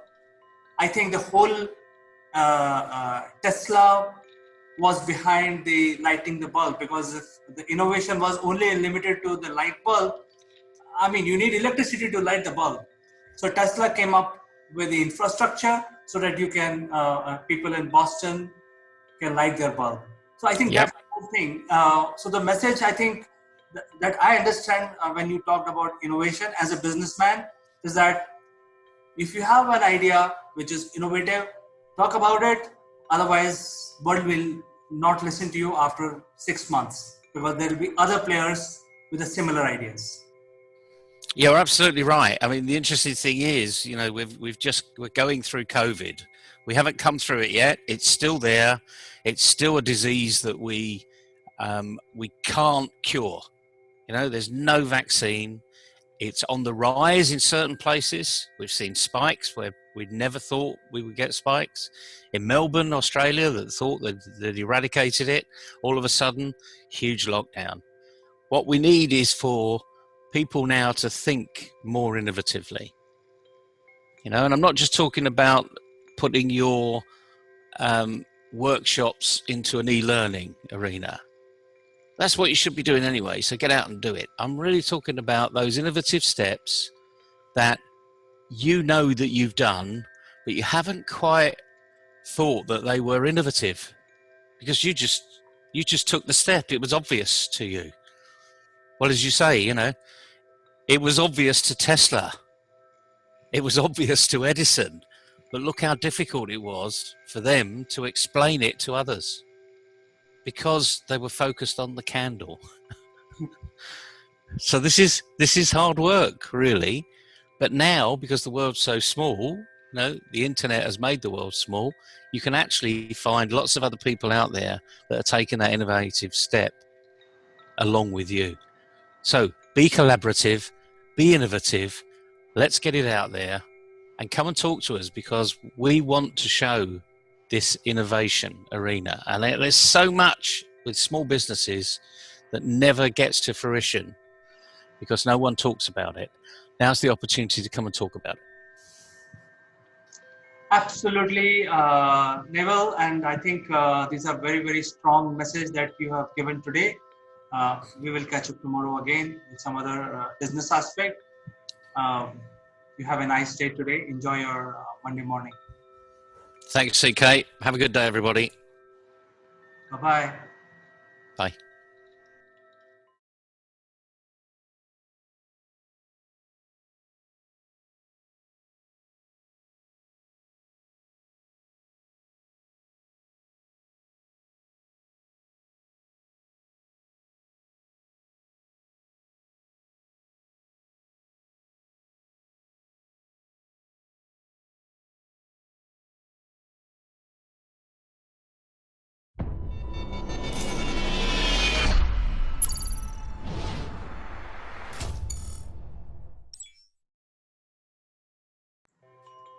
Hello friends, this is Chandrakant from Akulmach Technologies. Welcome to Top Brass. And without further ado, let me welcome my friend, my mentor from UK, Mr. Neville Gant. Neville, how's the morning today? Good morning, CK. Good morning, everybody. The morning's a little overcast here. We've come through some warm weather recently and it's got a little chilly, but that's good news because we Brits can't handle the heat. We haven't got air conditioning, and these central air conditioning era and fans in the ceiling and goodness knows what else. We're not really accustomed to it. But I tell you what we are accustomed to, and that's business resilience, because it's all about business resilience these days. But I've heard a few murmurings from India over the last 48 hours that a few apps are going to be deleted sort of overnight. What's going on? Yes, Neville, it's not only 48 hours, it's like less than 24 hours. So Indian government has announced 59 apps to be banned. And these are all Chinese apps. So a cumulative subscriber base for all of these are over 2.5 billion subscribers in India. TikTok is one of them, which is a major one. And then there are UC browsers, there are UC News, and there are a lot of Chinese news agency applications, a lot of others. 59 apps are being banned now as of last evening. Wow, I mean, that's got huge implications in the customer service type of arena. I mean, people love TikTok over here, the silly little dances that go on that make people's day.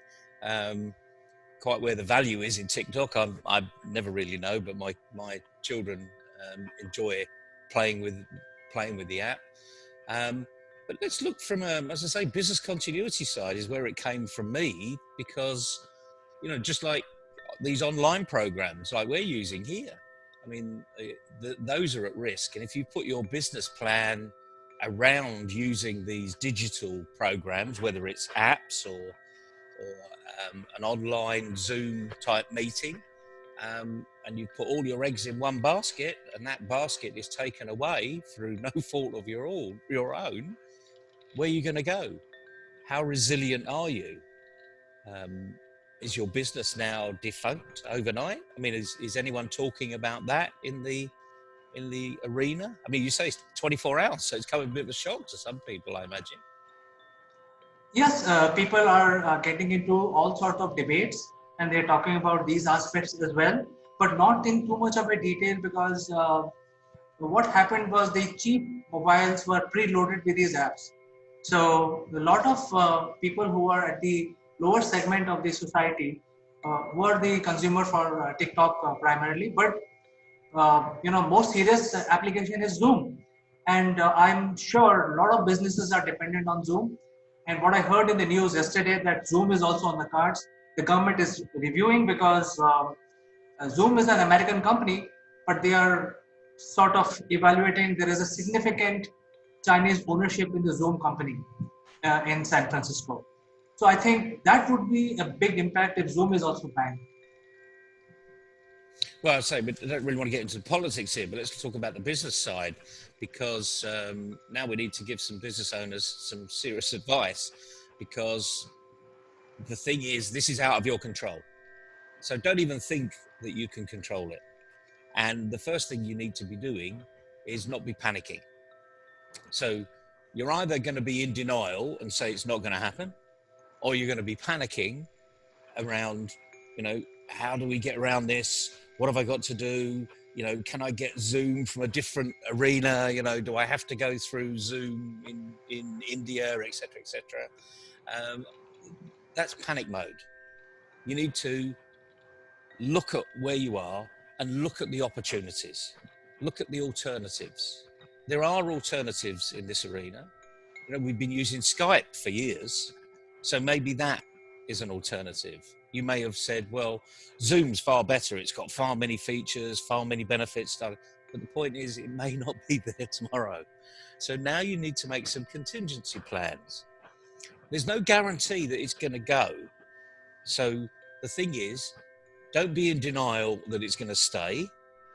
Don't be in panic mode that you now need to, run around like a headless chicken.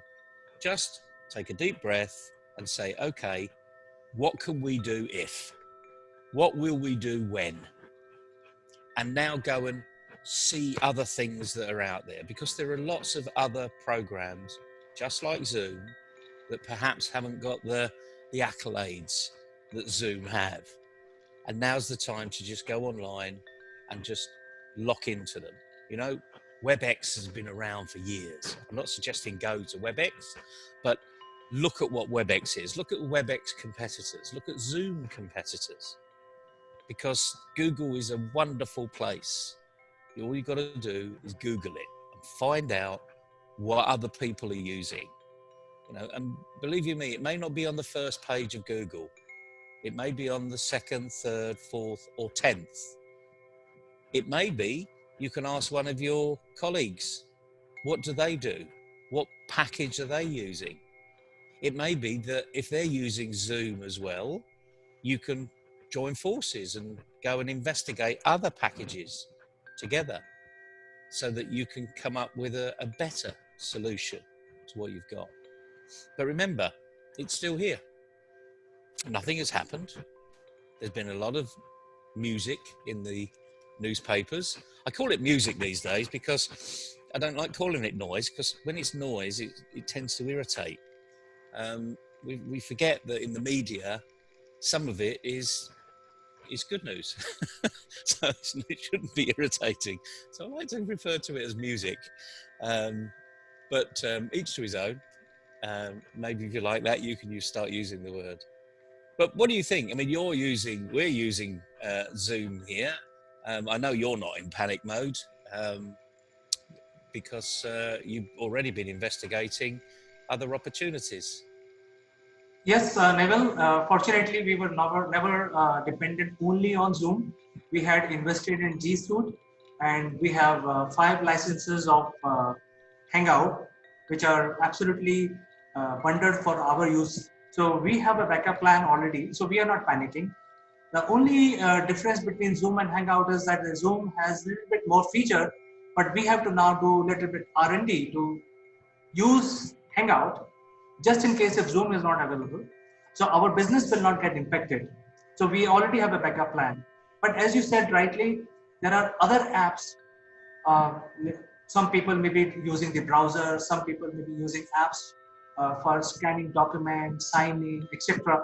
So there's like 60 apps which are Chinese origin have been banned by India. So I think while we have backup plan for Zoom and video conferencing, we have to still find out what are the alternatives for other apps. Yeah, I think this is business continuity at the end of the day. So what's your business resilience? And going back to where we started today was, if you put all of your eggs in one basket and someone doesn't just take the eggs away, they take the basket away, then you've got a big problem. But don't panic. I mean, that's the message. Don't panic. There are alternatives out there, but you won't find them if you're panicking. You will make bad decisions if you're panicking. Equally, if you're in denial, then if something then happens, you're not prepared. And that might push you even further in denial. And for weeks, you could be without a business. So just be smart now. This is the best advice we can give. You know what might happen. Have a contingency plan. And I'm not just talking about these apps that are going to be taken away from you. I'm talking about the rest of your business. Do you have business continuity options wherever you are? Do you have backups in your IT systems? You know, if you're all of a sudden there's a crash at your website that you don't own the software or the hardware, but you've got a service provider that's providing it, have you got a copy? Now, I know the contract will say that it's their responsibility to put it back, but let's face it, you know, this is your business, it's not theirs. Keeping a copy of your current website so that you can immediately upload it is not a huge cost. You know, you can keep it on 1 or 2 or 3 backup files. And remember, don't store all your backups in the same cupboard. What happens if that cupboard gets flooded? All of your backups have gone. And we say this not to make fun of it, but believe you me, people do that. They say, oh, I've got backups. And you find that they're in the basement and the basement has been flooded and they've never checked it. And then the backups don't work. You know, just think that this is business continuity. This is your business. Yes, you've contracted out accountability and responsibility, but fundamentally, your business will suffer if you don't take simple actions. I take a backup all the time, you know, and it's only because I made a very big mistake once and I didn't have a backup. And boy, recovering a week's work from scratch with no backup is not a very pleasant sight. You would not like to have met me in those days. But once you've learned the lesson, hopefully you only learned the lesson once. Sorry, I interrupted you. What were you going to say? Yeah, so I was just making a point that while we make our BCP plans, but I also feel that taken out of this application, I think this is going to create a vacuum for some days. Well, people will start searching for an alternative, but I think the alternatives now find place to fill in those vacuums. So I think the human ingenuity is very, very good, and alternatives will automatically emerge, seeing the opportunity which is available. So I don't think anybody needs to panic, but they have to always look at the alternatives. Absolutely. And it's not, as I say, it's not just about these apps. It's about look at the alternatives in your business. You know, it might actually give you some idea of where you can create a new customer profile. Because once you have this business continuity process that's going through your mind on a regular basis, because like anything else, if you do something regularly and you do it well, it becomes a habit. And that's really good in the fact that it's good habit forming. So you will continually be aware and think about things on a regular basis. There's no harm in that. You know, you're not going to spend the whole day thinking about this. You might spend a couple of hours today because it's spiked. But that means a couple of hours today, you know, maybe an hour and a half tomorrow, maybe an hour, you know, on Friday, and it wanes away because you're making decisions. And once you've made the decision, park it and off you go. But remember, never put all your eggs in one basket.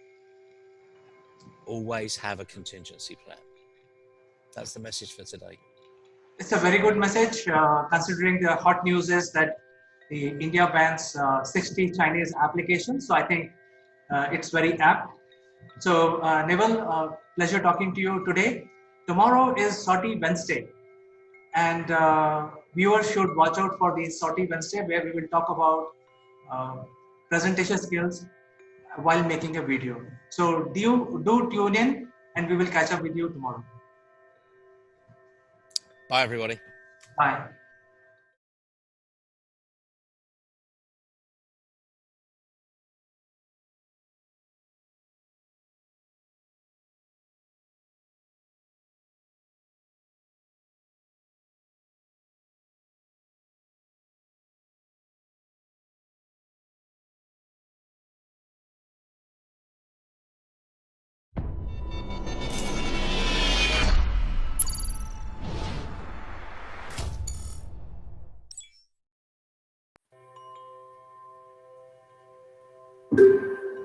Hello friends, this is Chandrakant from Akulmach Technologies. Welcome to Top Brass. And today is Janmashtami, so I wanted to wish all Indians and global Indians a very happy Janmashtami.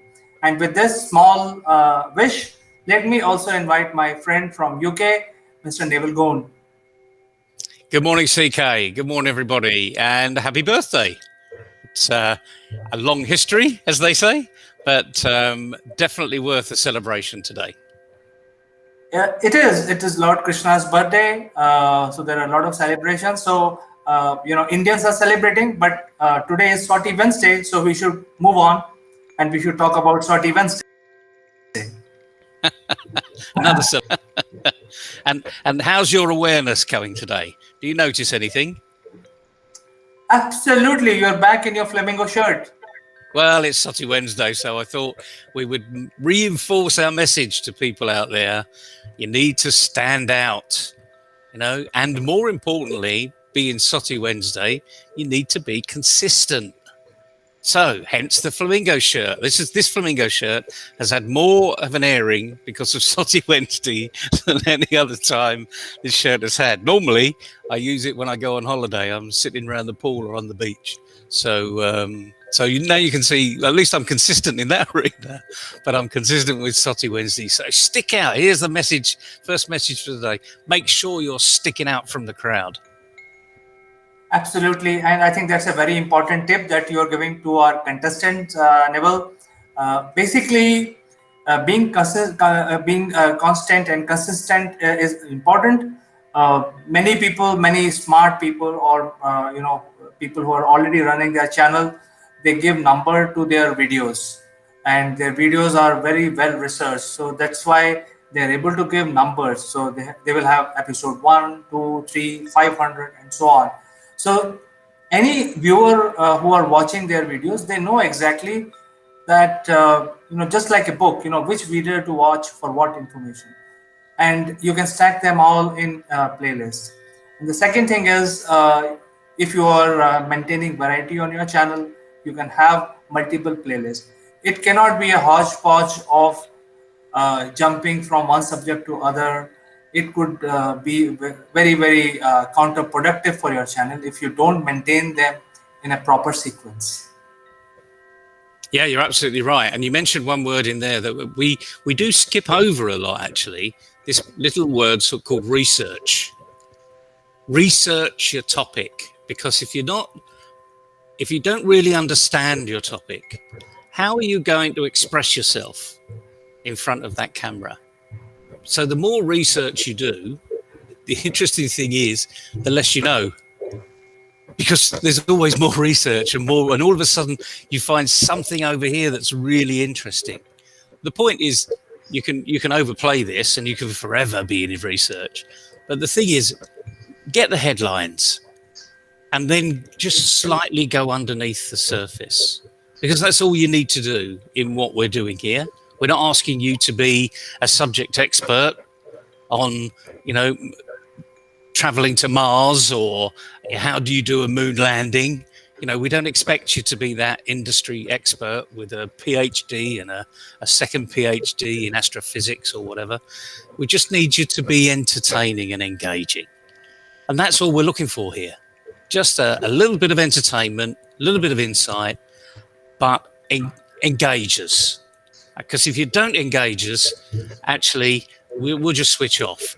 Do you know, actually, there's lots of research, CK, out there of how quickly people turn off when they see a video, or they turn off when they see a bit of information that isn't quite what they were thinking it was going to be. How quick do you think that is? Well, I know of this research, and it is about maximum 15 seconds. Absolute maximum 15 seconds, and it's like, and we don't really need to know the research, because just imagine you walk into a room of people you don't know. That's what these people are doing. They're walking into an online platform that they've maybe stumbled across. You might have sent them there. Your friend may have sent them there. And all of a sudden, they're making a very quick judgment call. We are so fast to make a judgment on things that are there. That's why a smile at the beginning is engaging. It brings people in, and it gets these little grey cells moving in the right direction. What you want is a little kick of adrenaline. Oh, I'm interested. Wonder what this person's going to say. You need to get them curious. And easily you can lose them, because in the first 5, 10, 15 seconds, you just drift off and you don't say something that could be engaging. One of the things I've seen quite regularly, mostly because of this pandemic, and a lot of people are going digitally. I hear a lot, someone says, there are 3 things that you really need to know. And you think, oh yeah, they're going to tell me 3 things that are important. So immediately they're very engaging. Number 1, and they'll give you number 1. You think, oh yeah, that's quite good. And B, and you think, B, where's number 2? Because they mentioned number 1, they've now brought B in. Well, what's B? Because they've forgotten they've said number 1, and they may have said A. Now, if they'd have said A, then B would have been a logical following. But they said 1. And that's the whole point. We immediately position people to be thinking ahead for us, because you've told them, I'm going to give you 3 things. Number 1, B. And immediately you switch off, and because you haven't switched off. Your head's going somewhere else, and you've actually missed number 2. And you think, oh, well, forget it. Off. And you've lost the audience, despite the fact you did everything up front and you captured them immediately. Take a look on the web, take a look on YouTube. You'll be quite surprised how many people do it. And the other thing is, just one other thing is, when they set their YouTube going, and we do it sometimes, when you set that record button going, they're looking down like this. So the first second, maybe 2 seconds, all you see is my bald head. Well, that's not very entertaining, is it? It's not exciting. It's not engaging. So look into the camera. How many times have we said this? Simple. Look into the camera. Smile. Draw people into your wonderful, happy face. Then you've created that bridge. Does that make sense? In fact, I would like to add something to this when we're talking about this subject. Uh, Many videos, there'll be a lot of music playing for like 1 minute. When people don't have patience when they visit your channel, they don't want to hear some music which you have copied from somewhere, and then there'll be, so these are some very bad habits, and I think you should get rid of all this. Straight, come to the point, bring value early on in your video. Make sure that your video is made on a plan, so you have a script in front of you. Like Neville is saying, that you start with numbering with 1, 2, 3, but then in between you forgot about it, and then you change it to ABC. That leaves a very bad impression. It says that your script is not there, or maybe you're thinking out of the hat. Maybe whatever you're saying is not true. Maybe people don't have trust on you. So I think there are a lot of repercussions. So make sure that when you make the video, you have a script, and when you make a script, obviously it will be researched. And as Neville was saying, the amount of research you do is never sufficient, but make sure that you have enough research for that duration of the video. So plan, if it is a 10 minutes video, make a research which works for 10 minutes. It's just like when you prepare for a trigonometry exam. So make sure that you prepare for trigonometry, don't prepare for calculus. So it's like that. That's very true. I'm sure.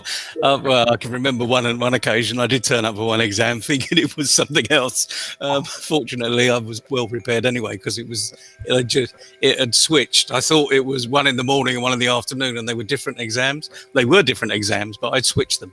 But fortunately, there was only going to be lunch in the middle. So, but yes, you mentioned one thing, that little word that comes up, maybe.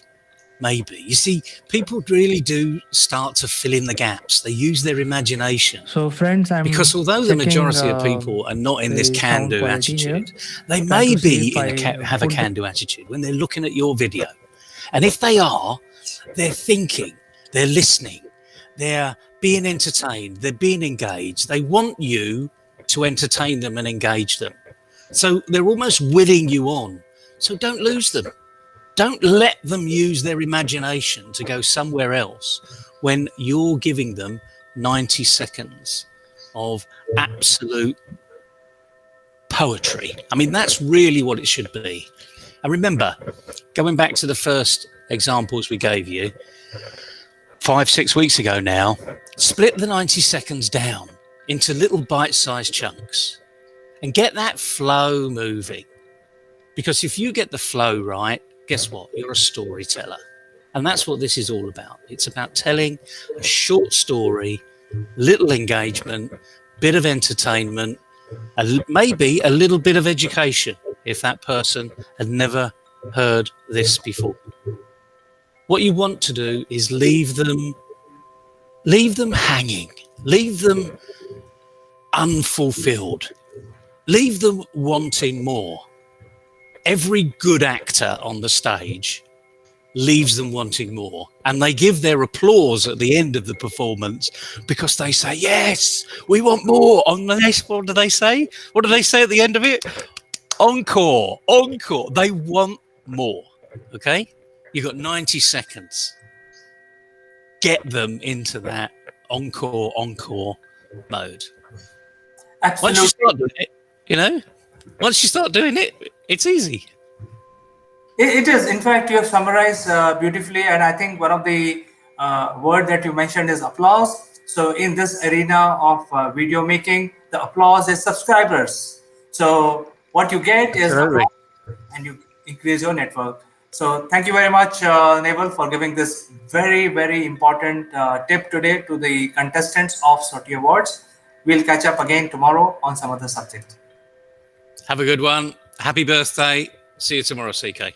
See you tomorrow. Bye-bye.